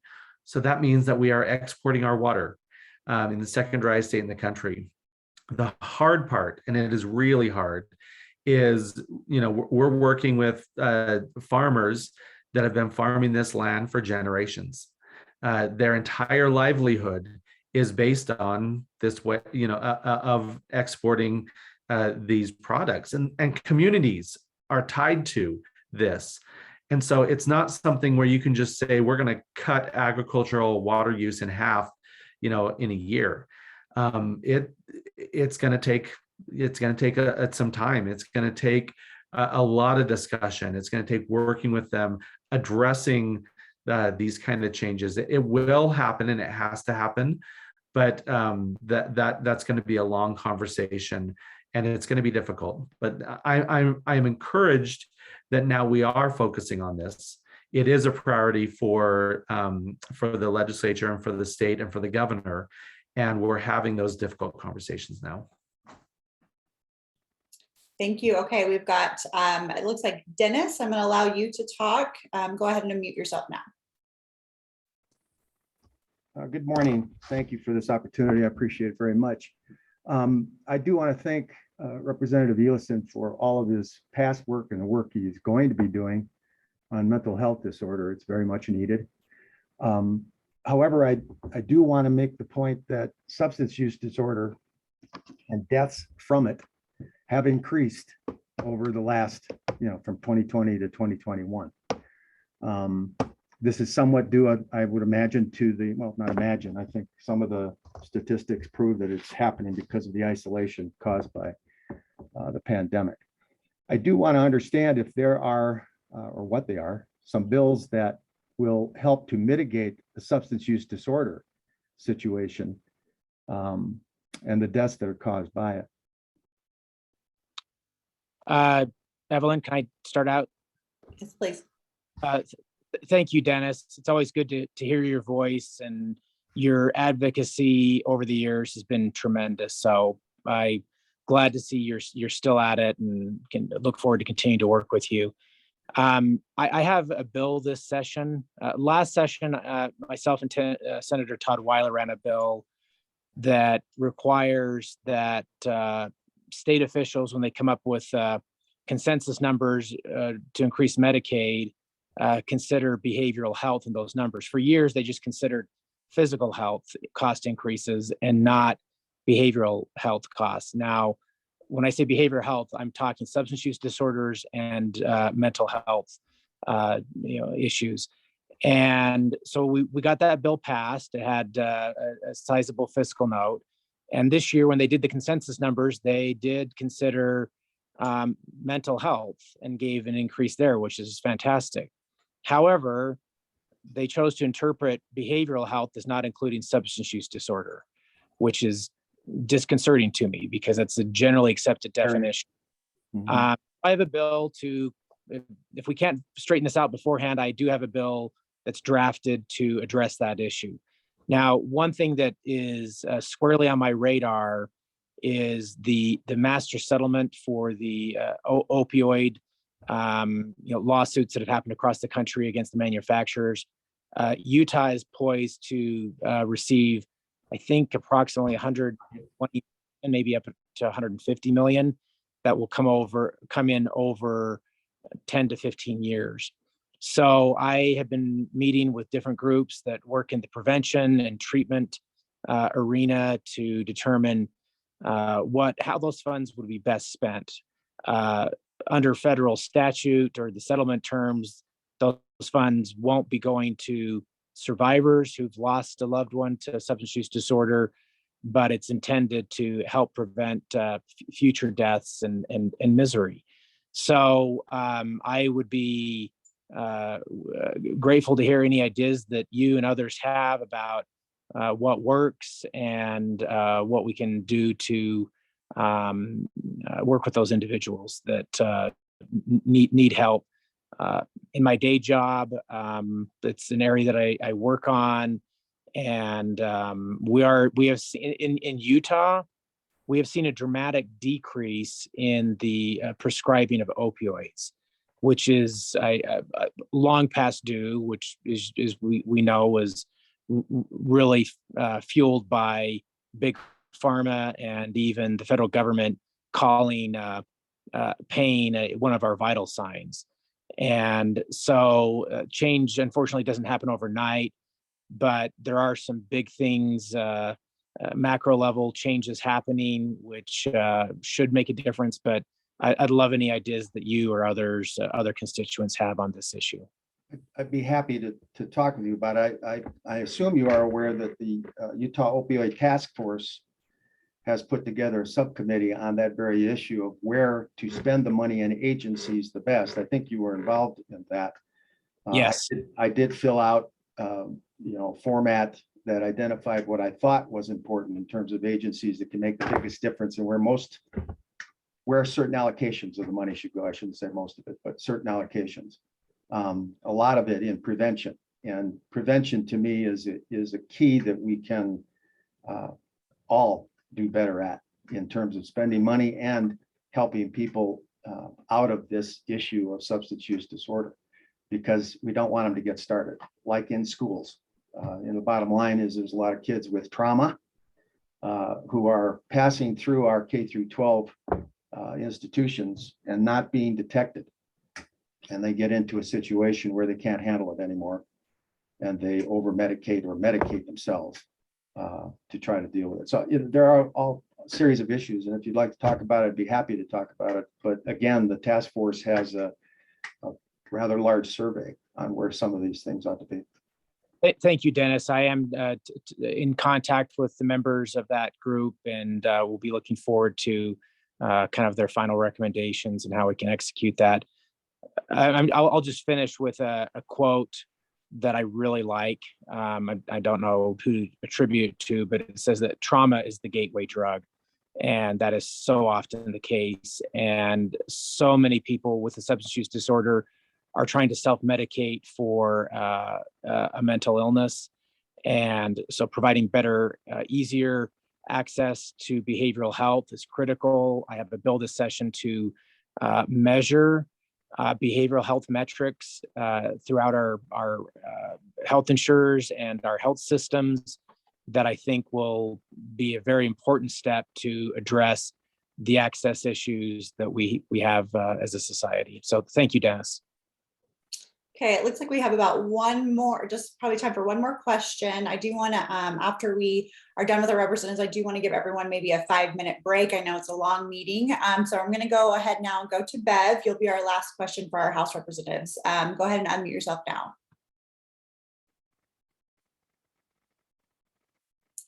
Bev, are you, just says Bev's iPhone is what your title is. So if I'm not saying your name correctly, I'm sorry, but go ahead. There you go. Can you hear me now? Yeah, we can hear you. Hi, guys. Thank you so much for your service. I've really appreciated listening to all of you and all of the important issues that you're working on. I am Beverly Aston. I live at the mouth of Little Cottonwood Canyon, and we have recently formed a group called Friends of Little Cottonwood Canyon in our area. And after hearing all of these things that are so critical, I'm wondering what your stance is on the $600 million taxpayer project of the gondola. It seems like it's only going to benefit 3% of the skiers in our state that ski up Little Cottonwood Canyon. And I just feel like that's a lot of taxpayer money allocated for getting people up to the ski resorts when the road problem is really only about 10 days of the year. Can you guys address that and how you feel about spending tax money on that?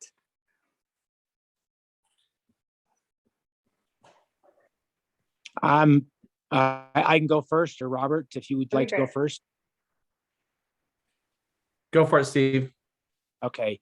Thank you, Bev. That's an important issue that we could devote an entire town hall meeting to.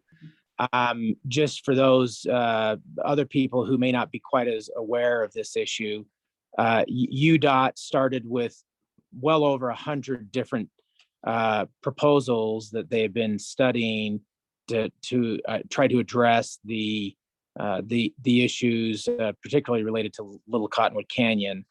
If my understanding is correct, they've narrowed that down now to 2 proposals. One would involve widening the road and adding a bus lane, and then the other is the gondola option. I think they're both in the same neighborhood in terms of the cost, over $500 million, which is a lot of money. Currently, the issue is in the court of UDOT, Utah Department of Transportation, to make a recommendation as to what option they think would work best. That doesn't mean that it'll just automatically happen. The UDOT does not have funds sufficient to address that.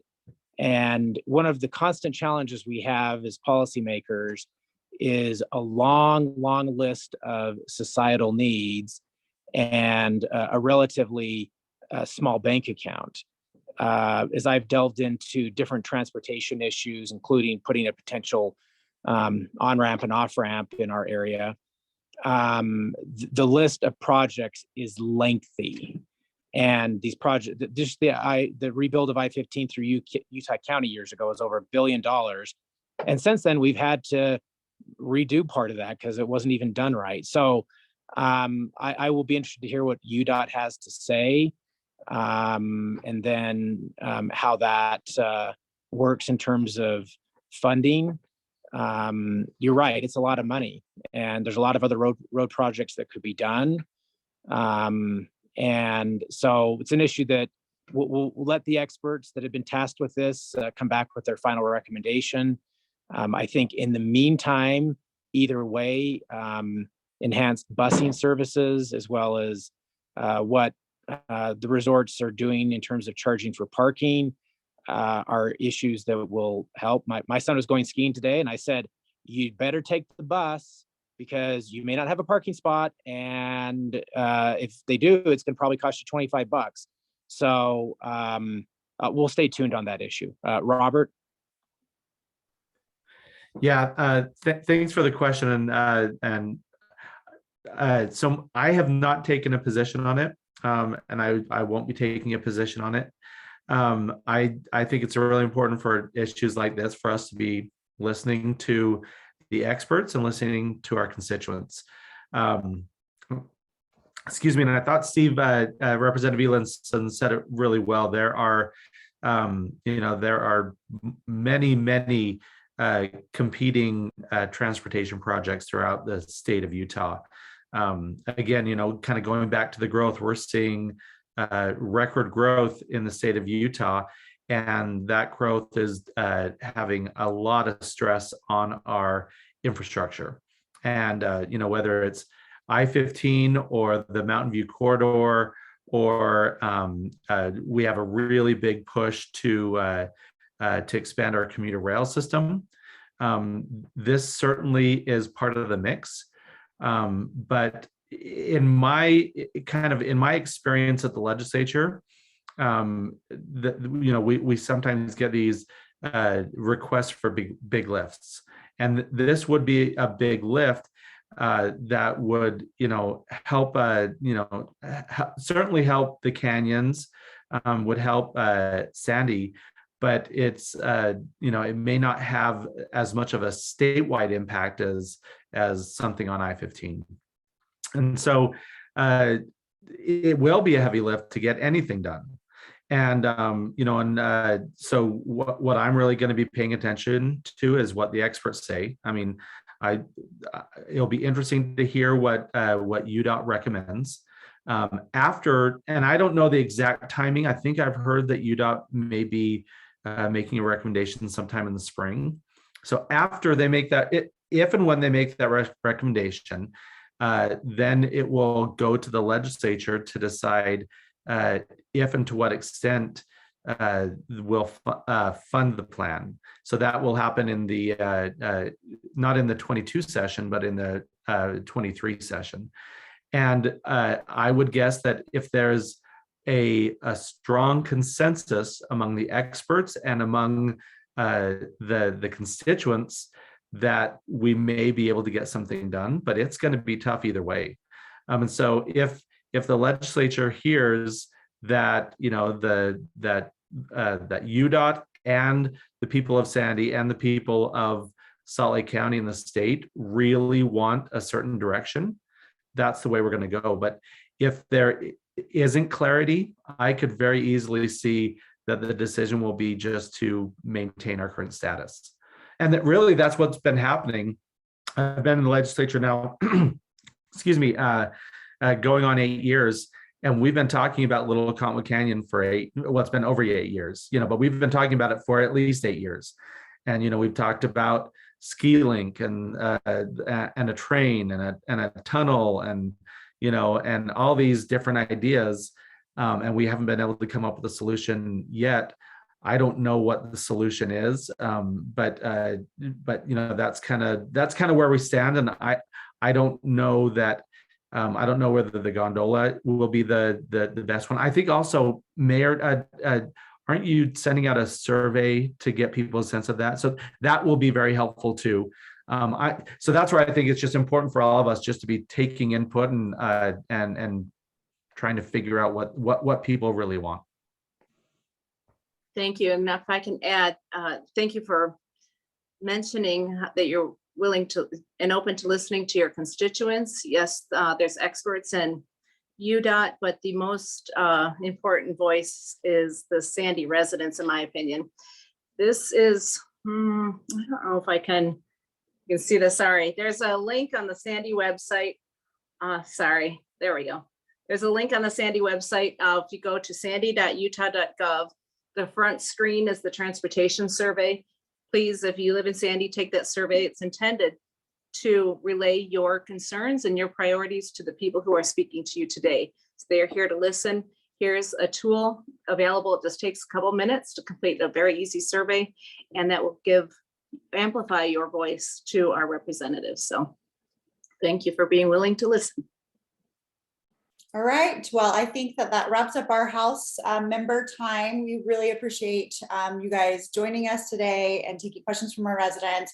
We really appreciate how willing you guys are to kind of hear from all of us and really keep us educated on the issues. I think it's been very helpful. You know, I challenge all of our residents just to pay attention during session. They're there representing you, and so they do need to hear from you. So before we let you go, can you both tell us what's the best way to get a hold of you during the session? Yeah, so you can, just like Representative Harrison said, probably the best way to get hold of me is texting. We do get a lot of emails, especially during the session, and it gets a little overwhelming. But if you text me directly, 801-560-5394. And then, of course, you can always email me, and that information is on our website. Great, thank you. Representative Ellison. I agree with Robert. Texting is best. My personal cell phone number is 801-673-4748. I know it's out there because I've been getting texts during the town hall meeting today. Email address is seliason@le.utah.gov. Sometimes during the session, there'll be interest groups that put auto emails out, and we can watch our emails scroll like a slot machine. So if we don't respond to you, it doesn't mean we don't care. It just may have been buried in several thousand emails. So texting works great. And obviously this session with the current developments in the pandemic may be difficult, but you know, during normal times, also welcome visitors to the Capitol. We can have a constituent even sit on one constituent at a time sit on the floor with us. And so keep that in mind in the future. Thank you. Great. Well, thanks, guys. We'll let you go, and we will maybe just take a couple-minute break while we wait for our senators to join our panel. Thanks so much. I hope you guys have a great weekend. Thanks. Thank Have you a great so day. much for making time, representatives. Appreciate it. And then stand by for the senators who will be joining us next.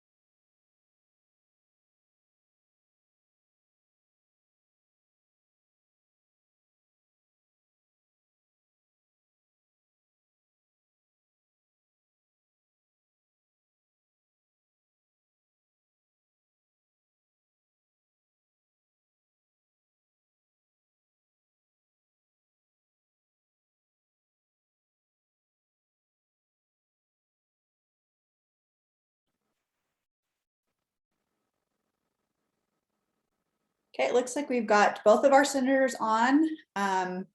So I think we can go ahead and get started if they're ready to go. I'm ready. Great. I see Senator Reeve. I know she's there. I just saw her face. There she is.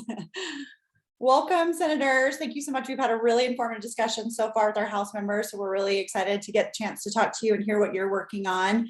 We're going to let each of you take about 15 minutes to just kind of get us up to speed on what you're working on this session, and maybe what some kind of hot button issues that we should be paying attention to for the session that starts in just a little over a week. And then we'll allow time for question and answers. We've got about 40 attendees on, so really well attended. And so just go ahead and save your questions till after they get the chance to speak, and then we will go through kind of like we did before with the House members and allow you to talk. You'll have to just unmute yourself when you would like to ask a question. So Senator Coleman, since you're already on the big screen, we'll start with you. Okay. Well, thank you, Evelyn, Mayor. Excited to be here and for everybody to participate. And yeah, we've got just over a week before the legislative session starts. And so things have really been ramping up for the last several weeks, or a couple months, really. A couple things that I'm working on. That's a big one that's been out there that's been dominating a lot of my time over the last several months is air quality improvement bill that I'm running. I'm working with O2 Utah, which is a newer organization, but an organization that's focus is on our particular airshed and improving air quality in our state. And they came and talked to me about working with them. And this is a tough subject because, you know, a lot of legislators have been working on this for a long time now. And I'm a little bit new to this space. And so my concern a little bit was stepping on the toes of those who've been working on this for a long time, but I thought maybe a fresh face and a fresh look might help. One of the things that's compelling is obviously in our area, in our Senate district, in the state, this is a huge issue, right? Because we see this, we live with this. It's a little bit harder to convince legislators across the state who don't deal with it the same way that we do, that this is important. And sometimes they just hear air quality and think, oh, climate change, green, and their initial gut reaction is to turn away from that. But so we're trying to make this something that will actually have a meaningful effect on our particular airshed. And that's the ways we're trying to do this is tackling emissions issues, tackling point source issues, the manufacturers and, you know, homes and new construction and existing buildings. Because it's so comprehensive, it's difficult. You know, there's a lot of industry groups to work with, and there's a lot of interested parties. And to ensure that this effort is not just dismissed out of hand, I'm trying to bring everybody in as much as possible. And so O2 Utah has a framework of what they would like the bill to look like. And just politically, it's probably not feasible in one piece of legislation. And so I've been meeting with a lot of industry groups and getting their input and seeing what we can do to make everybody give a little bit so that we can make some incremental changes. And hopefully it's more than incremental so that we can get to a goal of reducing our the pollutants in our airshed by 50% over the next 8 to 10 years. So that's what I'm working on.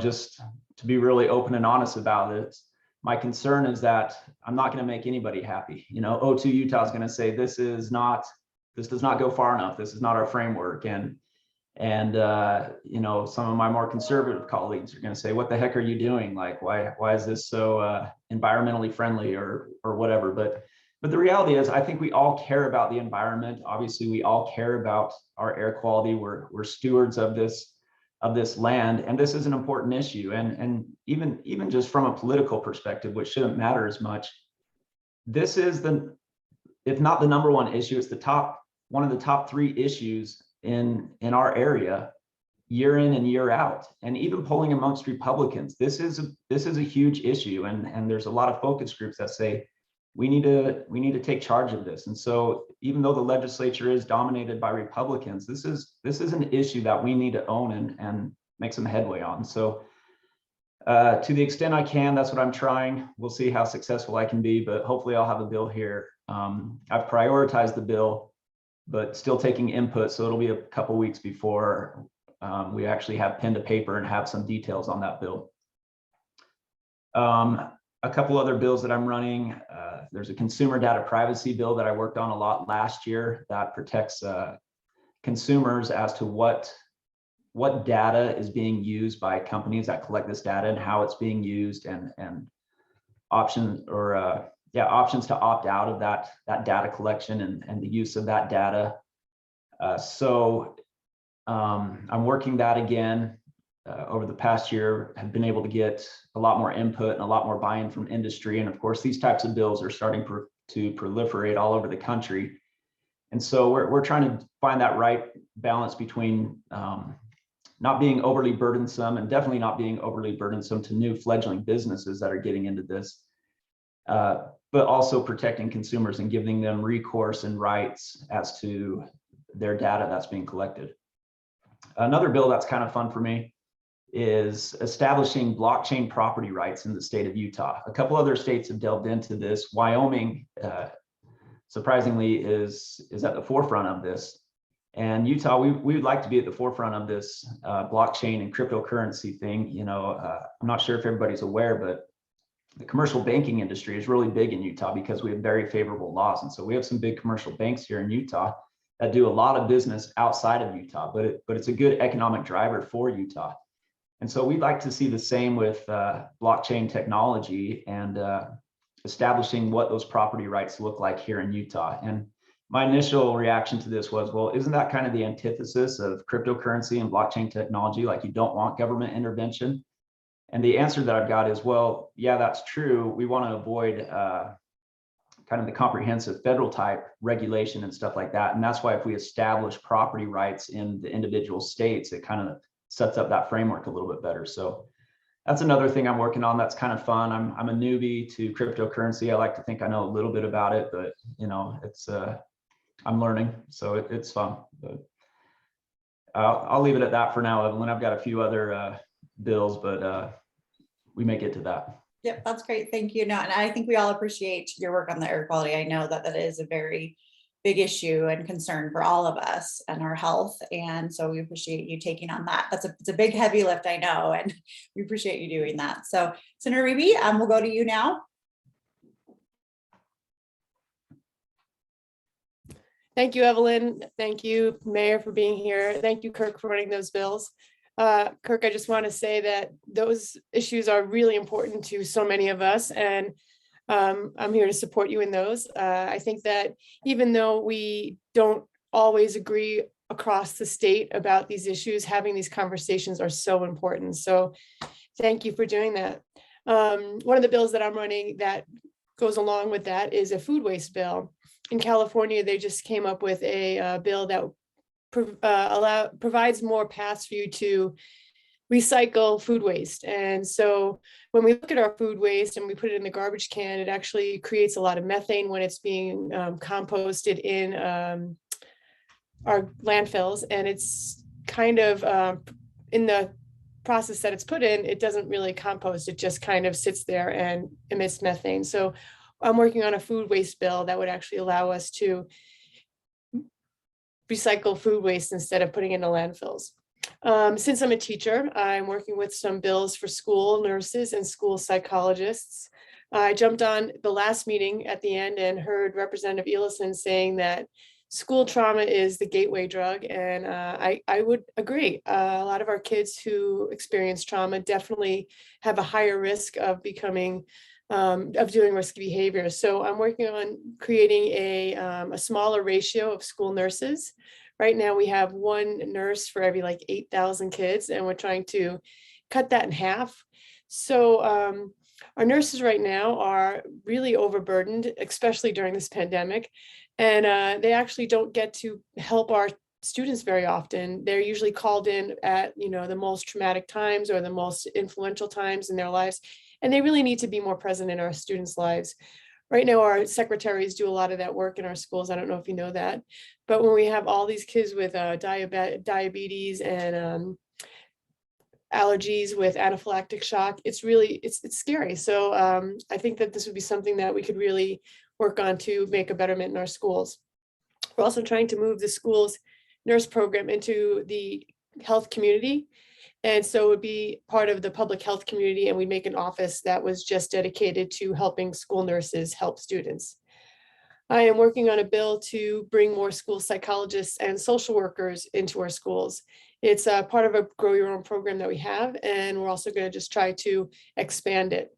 In addition to expanding that, we're also trying to create a bill that lets school psychologists and social workers get some funding. Teachers receive a stipend for some of the things they use and some of the things they need in the classroom. So we're going to try to extend that stipend to our psychologists and our social workers to better serve our students and get a national accreditation. We're also working on ERA again this year, and Senator Coleman said that he would help me co-sponsor this bill. Utah is a state where we have some of the highest wage gaps in the country.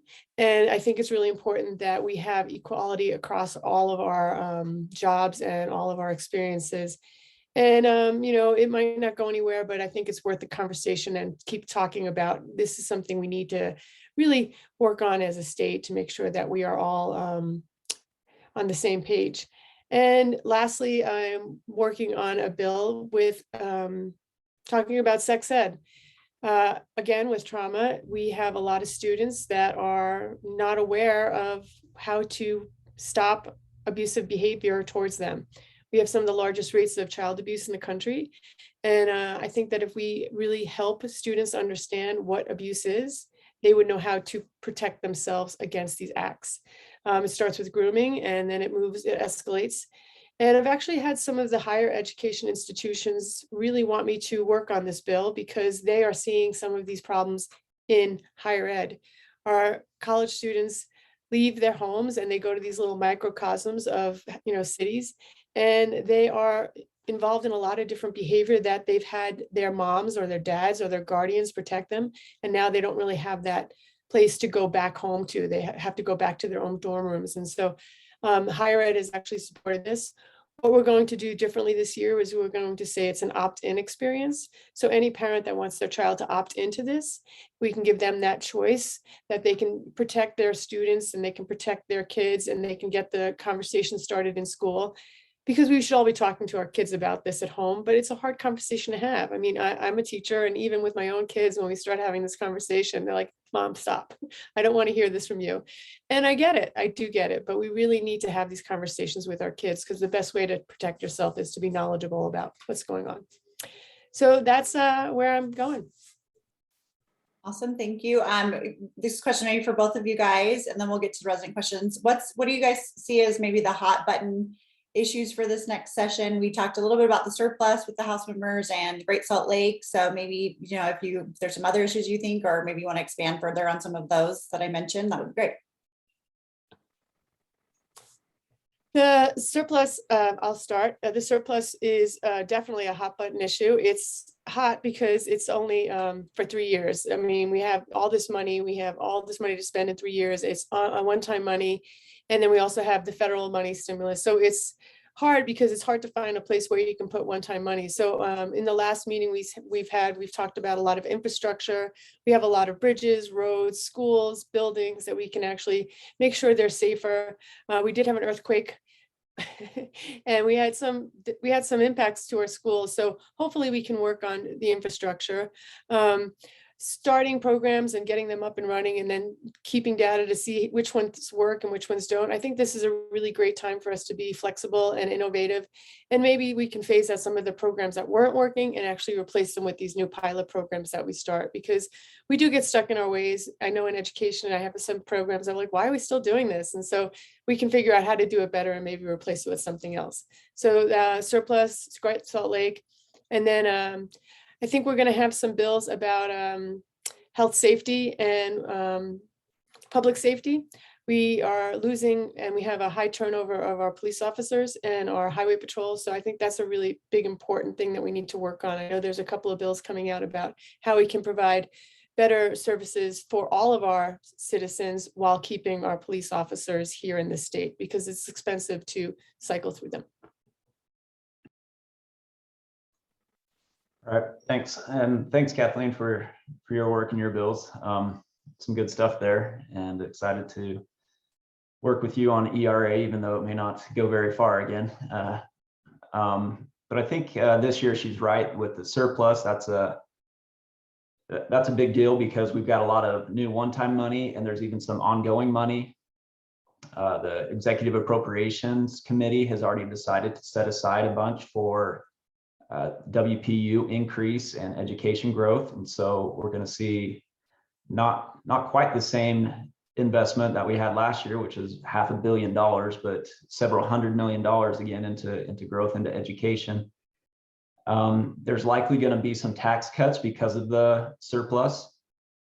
The hard thing in figuring this out is a lot of this surplus a result of all this federal money coming into the state of Utah, and is it sustainable? And so we want to be careful about how we use this money. Like Kathleen said, maybe using it as one-time expenses is better than establishing ongoing type obligations, because if this money is not sustainable, we don't want to commit ourselves to things that we're scrambling for in a couple of years from now.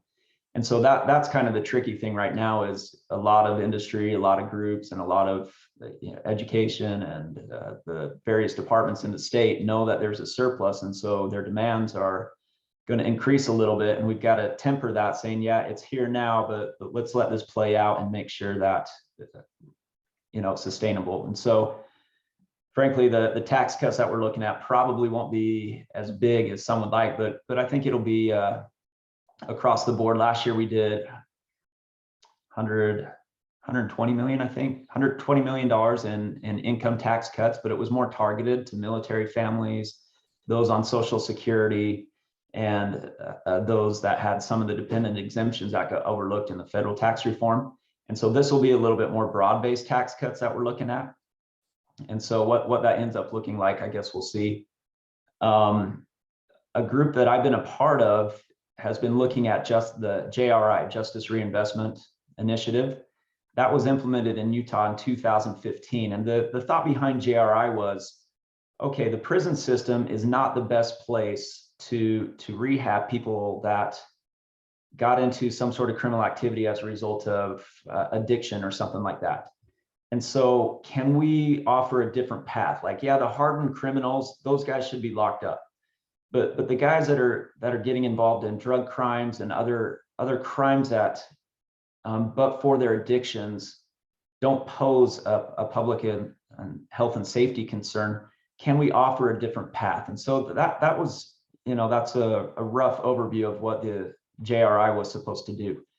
Well, in practice, it's been difficult because, one, there has not been the sufficient investment into the rehabilitation and treatment portion of JRI. And so we're looking at that. There's been a little bit, the courts and maybe even prosecutors in implementing JRI have probably used some of these softer techniques, if you will, across the board. And so some of the guys that should be locked up are getting let out with the hope of rehabilitation, and that rehabilitation is not there. And that's where you get some frustration by law enforcement and prosecutors saying, hey, we thought these guys were locked up, and why are they back on the street? And so there was a listening tour this past year to see what everybody thought about JRI, from law enforcement to the courts to prosecutors to defense to treatment centers and everything like that. And the feedback has been, you know what, the principles of JRI are still good. Let's not throw the baby out with the bathwater, but what can we do to address this?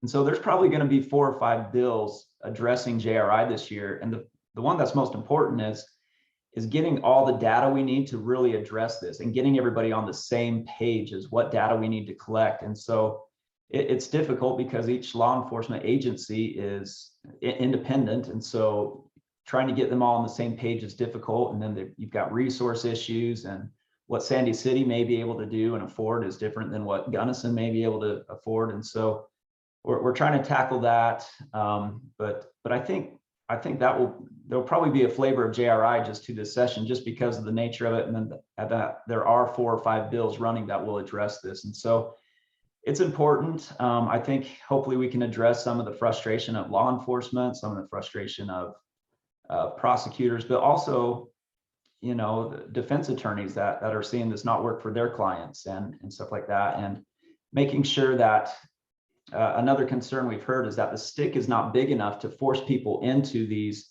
treatment programs. And so just because the way our jails are right now, somebody who says, hey, if you go to drug court, we can, you know, you can avoid all sorts of penalties and jail time and stuff like that. But drug court's intense, you know, and it takes a 9 to 12 month commitment, and you've got to continually report back to the courts and trackers and stuff like that. And a lot of these criminals are looking at it saying, or I can take a 30 to 60 day sentence in jail and probably get out in 10 days. I'll just do that. And so we got to make sure that there's appropriate stick and carrot balance. And so I've been a part of that group. None of those bills I don't think will be in my name, but I've been chairing the group that kind of oversees all this. And so, you know, there'll probably be a lot of JRI talk over the next couple months. Great, thank you. Okay, well, we'll go to some residents and allow them to ask a question. So let's go to Whitney Wilkinson. I'm going to allow you to talk. Go ahead and unmute yourself. All right. Hello, everyone. Thank you, senators and mayor, for being here. I appreciate your time and taking the time to listen to citizens. So I do have a question. As I've learned more and more about the proposed gondola up Little Cottonwood Canyon, the more concerned I've become and thinking about it, where it seems to me that this gondola project, it's a really big step to build a permanent gondola that's going to cost so much money, but really only benefit skiers. But yet everyone, all the taxpayers will be charged for it. And it just seems to me like there's a better, more common sense solution, or that we could try things like tolling or expanded buses before we just dump a bunch of money into something that's going to negatively impact our canyons or permanently impact our canyons. So I just wanted to see what your thoughts were on that gondola issue and where you were coming from. Senator Eby, we'll let you take the first shot at it, and then we'll go to Senator Colmore. Thank you, Evelyn. I do not believe the gondola is the answer. I think that we have done a lot of things already this year to mitigate some of the problems. I'm a skier. I came here 29 years ago as a ski bum, and I spent 5 years up the canyon. I worked as a police dispatcher up at Alta, and my husband was a ski patrol director up at Alta. So we have been, you know, immersed in this experience for quite some time. My kids, when they took the bus to school on a big snow day, they'd have to get a police escort to get to school. And when I asked them, I'm like, hey, can I give you a ride so you don't get stuck in the traffic? They're like, no, we love the bus. We love being stuck for 2 hours on a bus. I'm like, okay. But it is a problem. It's a problem that we need to address. And I know Alta this year has started a reservation system, and that reservation system has done wonders for the traffic going up the canyon. We still get those big snow days where they have to close the road. And so that happened once or twice over Christmas break. And we did see that traffic pile up because the road didn't open till 8.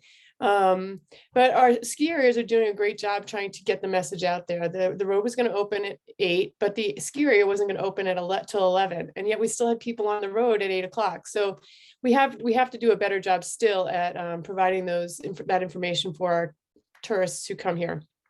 I believe that the snow sheds would alleviate a lot of these problems, because the snow sheds would prevent us from having to plow the road or remove avalanches to the degree that we have had in the past. They have also done some other things that have created a safer road experience by putting in gas axes, which is a way to mitigate the avalanches without shooting live rounds over the road. We have a toll road that could possibly be an answer, and we've also have the snow sheds. And I agree. I don't think that for the amount of time that we spend on that road in a traffic situation, we should be investing all this money. My frustration also is that gondola is not going to access any of our hiking. Yeah. And it won't access some of the places that we really want to access during the summertime. So it would just benefit our skiers. And I don't know if it's as benefit as we would say. I'm trying to reach out to the UTA to get an express bus up to Alta so that if you're an Alta skier, you don't have to drive through Snowbird all the time, because that's one of the reasons why I'm hesitant to hop in a bus, because I spent an hour going through Snowbird to get to Alta. So there are a lot of different things we can do. I think that last year we had maybe, 20 days where we had a traffic jam coming down the canyon. That was really, really tense. But, for those 20 days to invest the money that we're putting into this, I don't think it's feasible. I think it's environmentally unfriendly. And it's also going to impact our climbing community. So I agree with you, Whitney. I think there's other things we can do, and we're working on those solutions. So thank you for that question. Thank you. I appreciate your support. So I would say a lot of the same things, that there are a lot of ways to address this. This has been in the works, and I would say UDOT is probably several months away still, if not longer, of really finding what that ultimate solution is. And so gondola was just one of 4 final solutions that they were trying to look at. And there's probably time and opportunity to even change those 4. I think UDOT's hesitation might be that they've put several years into environmental impact studies and stuff like that. But I would say input from the community is definitely, well, they're still taking input from the community. And so it's important to be involved. And I appreciate all those concerns that I'm hearing. I think what Kathleen said is true. The avalanche sheds are part of every solution. And frankly, I have concerns about those, because, if we're concerned about changing the face of the nature and the face of the canyon, those are big structures, and they probably are needed no matter what the solution is, because Little Cottonwood Canyon is the most dangerous canyon that has a road up it in the world as far as avalanches go. And so that's really what UDOT is trying to address. Is one, it is about traffic issues, but it's also about health and safety of going up that canyon, with rock slides during summer, avalanche in the winter. And so there are things that have to be addressed. I also worry about widening the road. I mean, if we're concerned about environmental impact, every one of these has an impact on the canyon. And so it's a tough conversation. I worry about blasting in the canyon and more asphalt in the canyon. And although I think Provo Canyon is still beautiful, it looks like an industrial freeway now, and I don't know that that's what we want for Little Cottonwood Canyon either. Mm-hmm. And particularly, we've got to worry about the watershed. That's the watershed that supplies Sandy and Salt Lake City Corporation. And so, our water comes from Little Cottonwood Canyon, and we need to be cognizant of that. And so there's certainly time to discuss a bunch of solutions. Tolling is going to be part of every solution. I guess that's more popular now based on the alternatives, but that was not very popular a few years ago when that bill was introduced, before mine or Kathleen's time in the legislature. But now it's kind of, people are coming to terms with that, saying, yeah, let's take some of these other measures. And I think we need to look at comprehensive plans too. And I've talked to the mayor about this. We need to have transportation hubs over in around Highland Drive and 9400 South.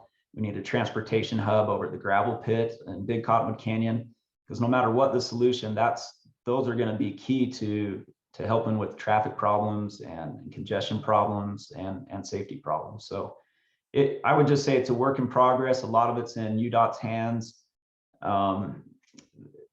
even more than the legislature at this point. The governor's office is UDOT's boss. So that's where a lot of the influence will come from. And so we'll just keep working at it.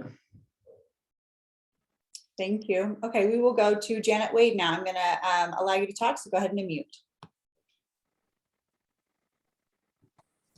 Hi, Janet Wade, Legislative Coalition for People with Disabilities. And thank you, both of you, for being here and for sponsoring those important bills, especially the school nurse bill. Thank you, Senator Reeby. The disability community is being hit really hard by the tight labor market. Providers and families are in crisis due to the low starting salary for direct support professionals. $11.75 an hour doesn't compete with anything out there. The hourly rate has to be raised by a significant amount. We're also seeing a lack of special education aides in school due to their low wages and lack of benefits. Something has to be done there. We're in crisis mode. We do thank you. The disability community has benefited from all the work you do to provide waivers, service, and supports. And we do hope that you continue to support those services. But now's the time to be brave. I understand about ongoing funding, but there is a huge need and we have to provide that ongoing funding to increase the services for people with disabilities. Thank you. I'll start, Janet. Thanks for participating and thanks for your input. There is a big push for this right now. I'm sure Kathleen's received a number of emails about this as well. I've received a lot of emails and appreciate the input. This will go before the Social Services Appropriations Subcommittee. And I know that wage increases amongst a lot of our state employees is a big deal right now, you know, with inflationary pressures and like you said, workforce issues. We've got to make ourselves competitive to retain the best people to, you know, to perform the services that are needed from our state government. And so I know that's a need across the board in state government, but particularly, you know, in disability services. And so I appreciate that input and we'll certainly look at that. Thank you, Jenna, for that question. I can tell you that I am personally experiencing what you're talking about. I'm a school teacher and we are having the hardest time retaining paraeducators, and it's really impacting our vulnerable students the most. We have some units in the school that I work in and they get paid $11 and they can actually leave those jobs and go work at McDonald's or work at Target or work for Amazon, and they are. And it's crushing us. We need those caring people in our schools to help out with our most vulnerable students. DABC, DCFS, our police officers are also experiencing this this tension. Last interim session for law enforcement, one of our representatives is a police officer and he was speaking to his captain, and his captain had received a photograph from one of his previous officers with a photo of him working at like a Chick-fil-A, and he's like, look, and now I even get dinner. And that's devastating to me that a police officer isn't making as much money as Chick-fil-A. So this is something we need to talk about. I know the capitalist thoughts are working and we have our wages increasing in some of our areas. And so, you know, there's a wage competition between these fast food places and for places like Amazon, but we and the state aren't keeping up with that. And for somebody who can't move as quickly or is struggling to get a job, it's harder for them to change jobs quickly if they're working with their family or if they don't have a car or if they're using public transportation, they're kind of stuck in these jobs. So I think that we are seeing our market-driven wages move, but I think we can do more to make sure that everyone's feeling how great our economy is here in Utah. Utah does have a great economy right now. It's thriving. It's, you know, better than most economies are across the country. But in this great economy, we should have everybody receiving the same benefits of that great economy. So I believe what you're saying to be true, and I'll be working on that to make sure that we have these options for all of our wage earners in all areas. Thank you. I've got about 2 more people that have their hands up, but we've got plenty of time. So if you still have a question, go ahead and raise your hand. We are going to go now to Bev. I'm going to allow you to talk. Go ahead and unmute yourself now. Hi. One thing I haven't heard yet is I know most of you are probably aware that the recent findings came out that Utah is the bottom number 50th place to live for women in America. I work a lot with fight against domestic violence and also with single moms. I'm on several boards that advocate for single mothers. 1 in 4 women are single mothers, head of household, and 3 out of 4 of these are victims of domestic violence. Is there any bills currently or any funding being allocated or bills for single moms or victims of domestic violence in the state of Utah? I'm curious about that. I work with a lot of different crisis shelters in the state, and they are surviving just to stay open. They are overfilled at Christmas time, every one of our crisis shelters with women and children. They were turning people away. During the pandemic, this problem has even gotten worse. Women are dying. That's almost the number 1 cause of death in our state for women is domestic violence. And I'm wondering if there's any bills on that. That's number 1. And number 2, again, the hot topic in Sandy is definitely the gondola issue. We've kind of discussed that. But my question is, UDOT's proposal is supposed to come out in the spring. And I'm wondering if the spring is the last few days of the legislative session. And if that bill, if that is going to pass in this now, we have a way in Utah of sneaking things through the last hour. And UDOT usually gets their way. And I'm wondering if that is something that is going to slide through this legislative session. So those are my 2 questions. Domestic violence, if any funding is going towards that on any bills, and then also if the gondola is going to go through this round of session. Thanks, Bev. I'll start this time. Both Kirk and myself are running ERA, and we believe that this is an important issue. I know Kirk has 5 daughters, and I have a daughter, and I've worked in very non-traditional jobs, so I believe that this is really important that we have equality. We have a new homeless person. They called him the homeless czar. I don't know if that's really the official term, but former President Niederhauser is now in charge of Homeless Coalition. And he came to us last year and he's discussing some of the things we're doing for these kind of homeless shelters. And it's more comprehensive than it's been in the past. And we're following models that have been successful in other states where you bring a lot of resources to a location so that you can provide like one-stop shopping for these people that need this help. Are we doing enough? No, we are not. It's tragic what you're saying, and I agree with you. I wish we could do more. I would advocate for more. I would vote for more.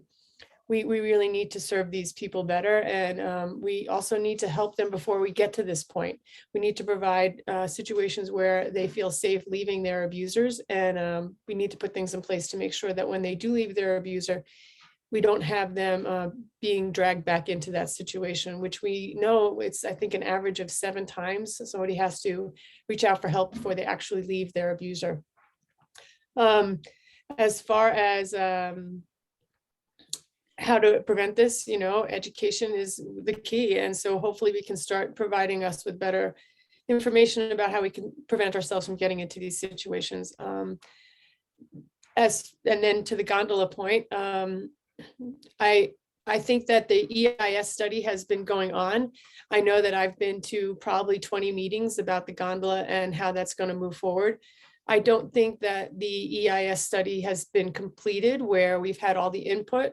And so I haven't seen them propose a definite proposal yet. So I feel confident there's still a lot of work to do before we can actually pull the trigger on any of these decisions.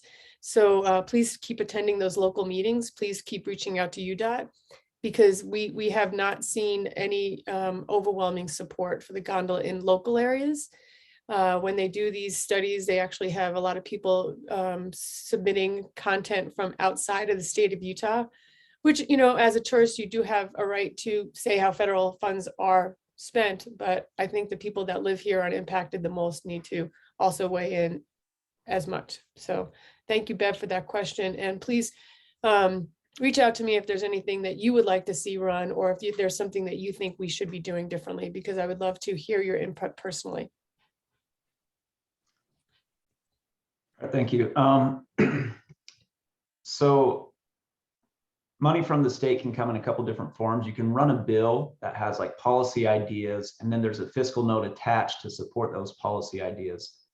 I'm not aware of any of those bills right now for domestic violence, but it's very likely that there's something out there. But another way to ask for money from the state is what's called a request for appropriation, and that's more targeted. It's saying we just need money for this particular project or something like that. And I know, I think it might have been last year, the year before, I ran a request for appropriation to help a domestic violence shelter in Davis County, and I think we got $1 million for that, which really made the difference of the survivability of that project to now a thriving project. And they've and so there might be other efforts like that, and I know that's important because even with that $1 million, they're going to hit capacity really fast in Davis County with that money that we did. And so I'm happy to look at that for other projects here in Salt Lake County and across the state, because it is a concern. Similar to the bill that Kathleen talked about earlier, it's not directly talking about domestic violence, but I'm sponsoring a bill with Representative Carol Spackman Moss up there in Holiday that deals with sexual assault in the schools, and teaching about that, and teaching about the resources on how to address that, and how to potentially report that and what that means, because it's a problem, you know. And if we can work to start nipping it in the bud in our high schools and our middle schools and high schools, then hopefully that will help play out throughout their lives, and one, empowering women who may be subject to this, or at least learning about it, but also teaching men that it's just not acceptable, this is not tolerated in our state. And so I'm happy to look at those efforts and see what else is out there, and get back to you on that, Bev. And see if there's any other requests for appropriations we can do to help address some of those concerns here locally. With the gondola again, session starts a week earlier this year. So it starts not Monday, but the following month. Well, that Monday is Martin Luther King Day, so it starts Tuesday. So it's ending March 4th. And so UDOT decisions are not anticipated before March 4th. And I'm not aware of any legislation that will definitively define or definitively set in place whatever that solution is going to be for Little Cottonwood Canyon. I think we're still a ways out on that. So it's you know, we've got time, like I said, to work on this, to work with UDOT, and I, you know, we can be vigilant, but I don't expect anything to happen out of this legislative session that's going to set in stone what happens in the Cottonwood Canyons. Great, thank you. We've got one more question. I only have, so this is your chance to ask a question directly to Senator Reeby and Senator Coleman. So please go ahead and raise your hand. We have plenty of time, but we are going to go to Jack Fried right now, and we'll allow you to talk. Go ahead and unmute yourself. First, I want to thank the four of you for being here on a Saturday morning. I was going to make some comments about the gondola, but Senator Reeby, you there's no way I could say anything more powerful than you did. So thank you. I did want to bring up Senate Bill 16, which was introduced on December 13th, which addresses occupational licensure. And, you know, first, just want to tell you that I did serve on one of DOLPL's boards. I chaired the Respiratory Care Licensure Board for 5.5 of the 8.5 years that I was on that board. And I do want to let you know I'm an elected officer for the Utah Society for Respiratory Care. And I'm just concerned that, and I don't know how familiar you are with this bill, but it's not exactly controversial. But it creates another Office of Occupational and Professional Licensure Review, and basically requires sunrise reviews of each board every 10 years. and it establishes criteria for the sunrise review. And I wonder if this is just another basically bureaucracy. Just going to require another written report to the Business and Labor Interim Committee.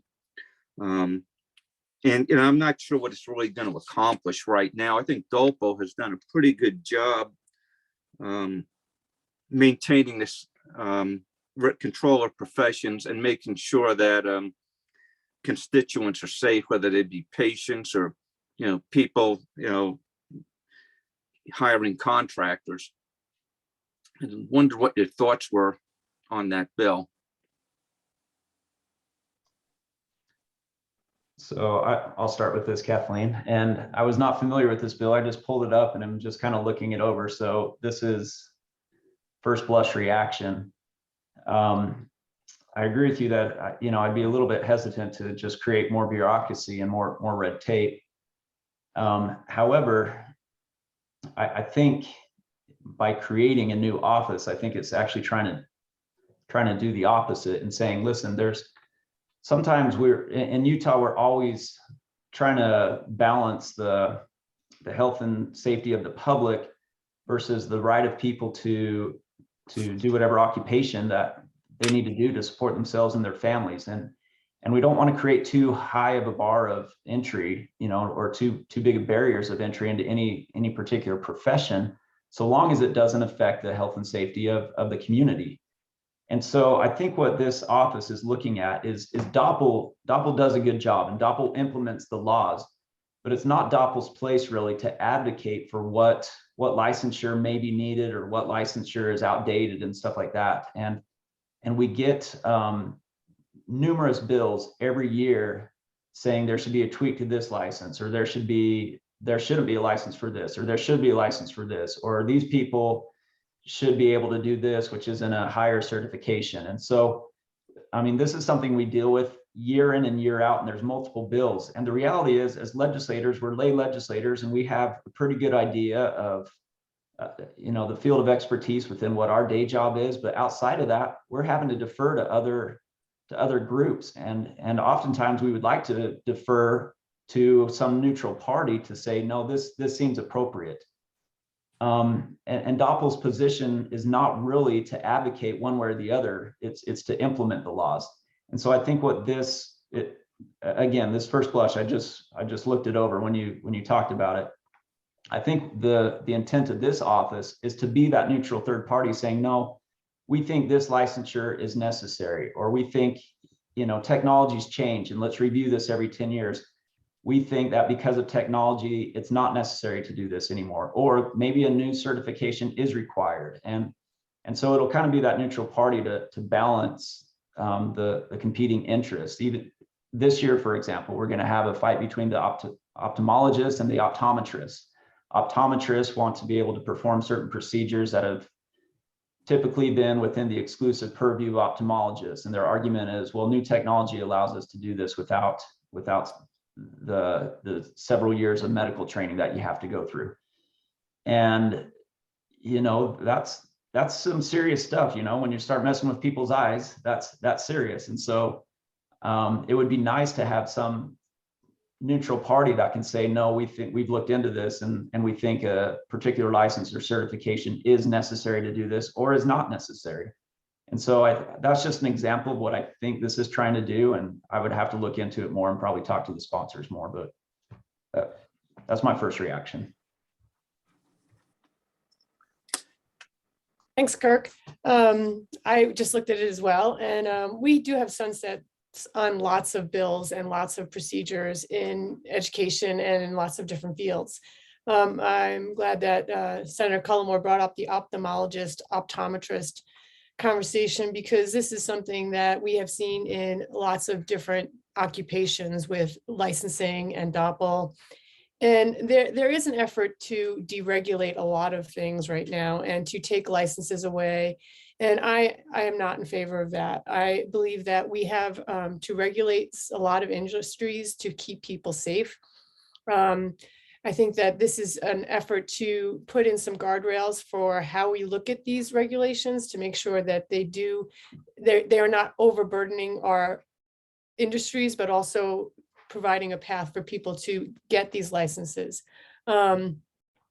We have seen deregulation in other areas like building codes and stuff like that. And we've deregulated some of our other industries where we have hair cutting versus braiding versus other things. And so it is a tension that we see every year in some kind of industry. So I hope this isn't going to create an undue burden, but I do think it's really important for us to create a pathway so that we can go back and see if these things are necessary or not. So I was just looking at the bill and I didn't see anything in there that was specific, but just how we can actually go back and review. But I'd like to thank you, Jack, for your service on all these committees and boards that you are a part of. I think it's really important for us to be involved in our community. So I really am impressed that you do this work. As Senator Cullimore has mentioned, we are available all the time. We have emails and phone numbers. You can contact us directly. Sorry, I have a little bit of a cold, not COVID. But we do answer our phones. So if you have something that you'd like us to talk to you about or run a bill, you can call us and talk to us about it. And frequently I have people call me and say, hey, can you open this bill file? And I'm like, yeah, let's take a look at it and see what's happening. That sometimes just starts a conversation, which just tweaks policy in their local communities. So feel free to call us and ask us these questions directly. I want to give a little plug to what's happening in Salt Lake County right now and putting the masks back on. So I'm just going to add in that if you're not vaccinated right now, can you please get vaccinated and boosted? Well, thank you. And we'll give you guys a minute right before we end to give everyone your contact info so they can get a hold of you. I do have one more question from John Bennett, so I'm going to allow you to talk. Go ahead and unmute. Okay, thank you. I have just a follow-up question to Senator Cullimore on his bill for treating these drug offenders. In my experience, a lot of the property crimes and petty theft are committed by people to support their drug habits. So how, with your potential treatment programs, does that prevent those kinds of things from occurring? So, and let me just clarify, I don't actually have a bill. I've been in a working group that has been looking at JRI. The Justice Reinvestment Initiative was passed in 2015, and there were a number of states that passed it, you know, in those years around there. And so I don't know that it's preventative in nature. It's more, okay, once this is done, do we treat somebody who's done these property crimes and all this as a result of their addictions?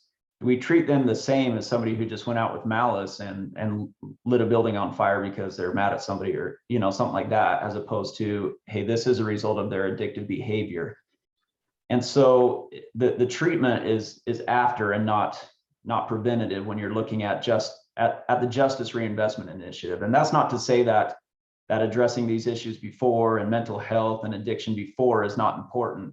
It just hasn't been the focus of this particular effort. This is more about once they're in the criminal justice system, how do we treat them and what resources are available? And so in these instances, we're hoping that there can be more intake centers where people can really assess, okay, what was this crime about, and who is this person, and get, you know, be able to individualize it a little bit and say, did this person commit this crime as a result of their addiction? And can we treat that addiction as opposed to just locking them up and penalizing them, and sometimes making them even more hardened criminals?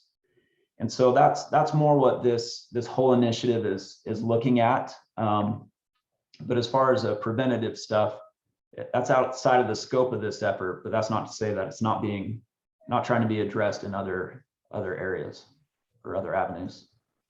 Thank you. I've got another question from Sophia. I'm going to allow you to talk. Hold on, let me just hit the button here. And go ahead and unmute yourself.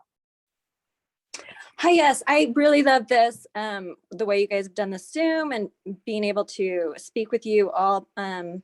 My concern is about the HJR 001, the school board members being appointed rather than being elected. I feel that is a step in the wrong direction. Are we becoming more of a corporation, or are we, it just takes away the voice of the people, I think, even more from, and especially when it's a school district or school board, that's, I think, where people should have more say, not less say, and be appointed by a governor rather than elected by the constituents. I'll jump on that one. Thanks, Sophia. I appreciate you bringing that up. I am completely opposed to this. I was on the state school board. I ran right after there was a lawsuit that said we weren't really doing it properly by having our school board members vetted, and then they were allowed to be on the ballot. So I was one of the first people that signed up to be in that election, and I won overwhelmingly. And I agree with you. I think that our school boards are someplace where we should all be working together, and it's the first layer of government. And it's actually like a really personal experience for so many people. In this last redistricting, our school board maps were actually the most contentious maps we had during that special session. We have an incumbent, two incumbents that were put in the same district, and we are now going to have to find a new one. And so I'm with you. I think that we should not be decreasing the number. I'm afraid that in decreasing the number, we'll lose more of our representation in Salt Lake County. Right now, we have 15 school board members, 29 senators, and 75 House reps. Our schools are, our local school boards are like on the front line right now for a lot of conversations, and actually they've become quite heated. Last May, I spoke at a school board meeting. I spoke at 3, and at one of them, it devolved into a hostile situation, and I left quickly. So I agree with you, Sophia. I think that we should maintain the same process we have right now. I do not support making fewer spots, and I do not support them being appointed by the governor. All right. Well, I was very interested to hear where you're going to come down on that, Kathleen. So I'm actually really happy to hear where you came down, because I completely agree with you. I think our school board members need to be subject to their constituents. And I think having that additional layer, like Kathleen said, it was a few years ago that we got rid of the kind of the initial vetting process before you could even get on the ballot, which kind of put a layer between the people and their representatives, and we got rid of that. And so I don't know why we would go backwards at this point. And so, yeah, I like the school board members feeling that accountability to their constituents, and the way we do that is through elections. And so I completely agree with you, Sophia. I agree with Kathleen, and really I've seen Representative Ballard's emails about this, but I'm just not sure I understand what the impetus or motivation is behind it. But I'd be surprised if it gets much traction. Can I just add one more thing? I know, like, when we have these school board members that sometimes are outside or on the fringes, which we've had since they've been elected, they're like, oh, well, we don't need that conversation. Like, we do need that conversation. We always need to have a conversation where everyone's included. And just because I don't agree with someone doesn't mean that I don't want to hear their opinions. I think it's important to have all of those opinions in the conversation. And, we are portrayed in the Senate and in all of our political realms as not getting along. Kirk and I get along really well. And if you ask Kirk, he'll probably tell you there's not one person up there working for us as elected officials. We get along with everyone. And even though we disagree, we will sit in a room and we will have a conversation, and we will hammer out good policies all together. And so we are portrayed as not getting along, and we are portrayed as polarized, but we are not. We work really hard in every elected realm I've been in. On the state school board, there was conversations about, oh, you're so partisan. Not when we're all in the room. We all work really hard to create good policies, and we listen to each other. So I'd like to go on record saying that. And I think that it's unfortunate that it seems like we're like that, because we're not. Yeah, I appreciate you saying that, Kathleen. And I think if you look at the votes up on Capitol Hill, it totally reflects what Kathleen said. I don't know what the exact percentage is, but it's probably 90 to 95% of votes are either unanimous or near unanimous, and that's it's not because we all just like kind of give in. It's because we've all worked on the process. And by the time the bill actually gets to the floor to vote, we've all kind of had a say and we all kind of understand where it is. And there might be some things we don't totally love, but for the most part, we're in agreement that this is a good direction for the state, you know, and it only comes down to a handful of votes that go down partisan lines, or even, you know, in the Senate come to a 15-14 vote. You know, there's only a handful of those every year because of the work that's done prior to those votes and in committees and prior to the session and working with each other and talking to each other. And what Kathleen said is totally right. You know, we're really good friends up there. I mean, Kathleen and I get along and we joke and have a good time together. And, you know, those couple bills come where I know she's not going to vote with me and she knows I'm not going to vote with her. But for the most part, that's not the case. Well, thank you. We are done with questions, so I think we'll go ahead and wrap up. I do just want to say, you know, one of the few benefits from the COVID pandemic has been that it's actually made it very easy to participate in the legislative session.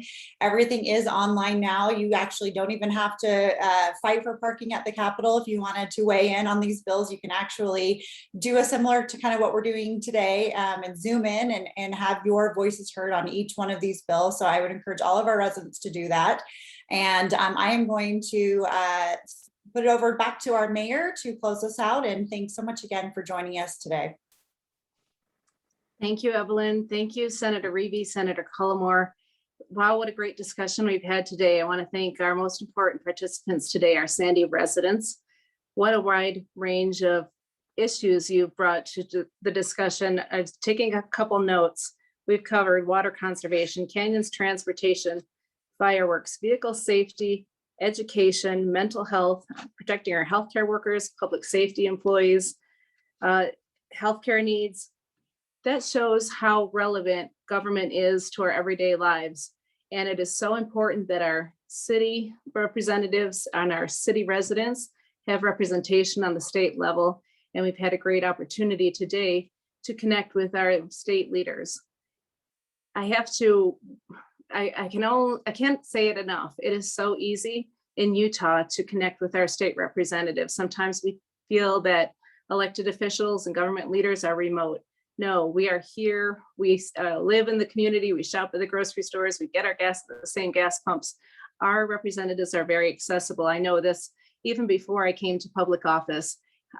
Connecting with Senator Cullimore, Senator Reeve before I was an elected official, just as a resident, they always availed themselves and made themselves very ready and to listen and respond. So if you're listening today and wondering, I wonder if I should test this, yes, you should. So please give them a call. Please call. And I wanted to again thank our representatives, Spenlove, Elison, and Harrison, who participated with us earlier. They would say the same thing. As elected officials, we not only we welcome, we crave that public input. And we are always looking for ways to engage with the people that we represent. I also wish to recognize our city council members who are here with us today. Our council leadership, Council Member Hausman and Stroud are on the call. Excuse me, Council Members Hausman and Robinson are on the call. Our other members, Council Member Stroud, D'Souza, and Meekum. So thank you so much for participating in this and listening to the voice of our constituents.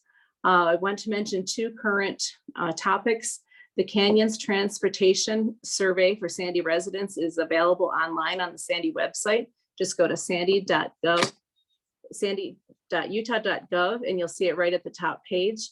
And also we are currently under the Salt Lake County Health Order. Masks save lives. Mask when you are out in public, mask when you cannot keep social distance. And if you haven't received the vaccine for whatever reason, the record numbers that are spiking and will are expected to continue to increase over the next weeks show that now is the best time. If you haven't been fully vaccinated, please get your vaccine and your booster. Keep all of us healthy, and our healthcare workers and our first responders. No one is more anxious than I to put the pandemic in the rear view, but it is still with us and it will continue to be with us. So masking and vaccinating, pulling together, please everyone do your part. Thank you again, senators. You both attended the swearing in ceremony at Alta High School. That was a great event and spotlighted our education community and how closely we all are related. So thanks, everybody. Have a great day, and let's carry on with keeping in close contact as the legislative session begins. Thank you. Thanks for hosting. Thank you so much. If you'd like to get in touch with us, you can Google us, and we'll have phone numbers available and emails at all times.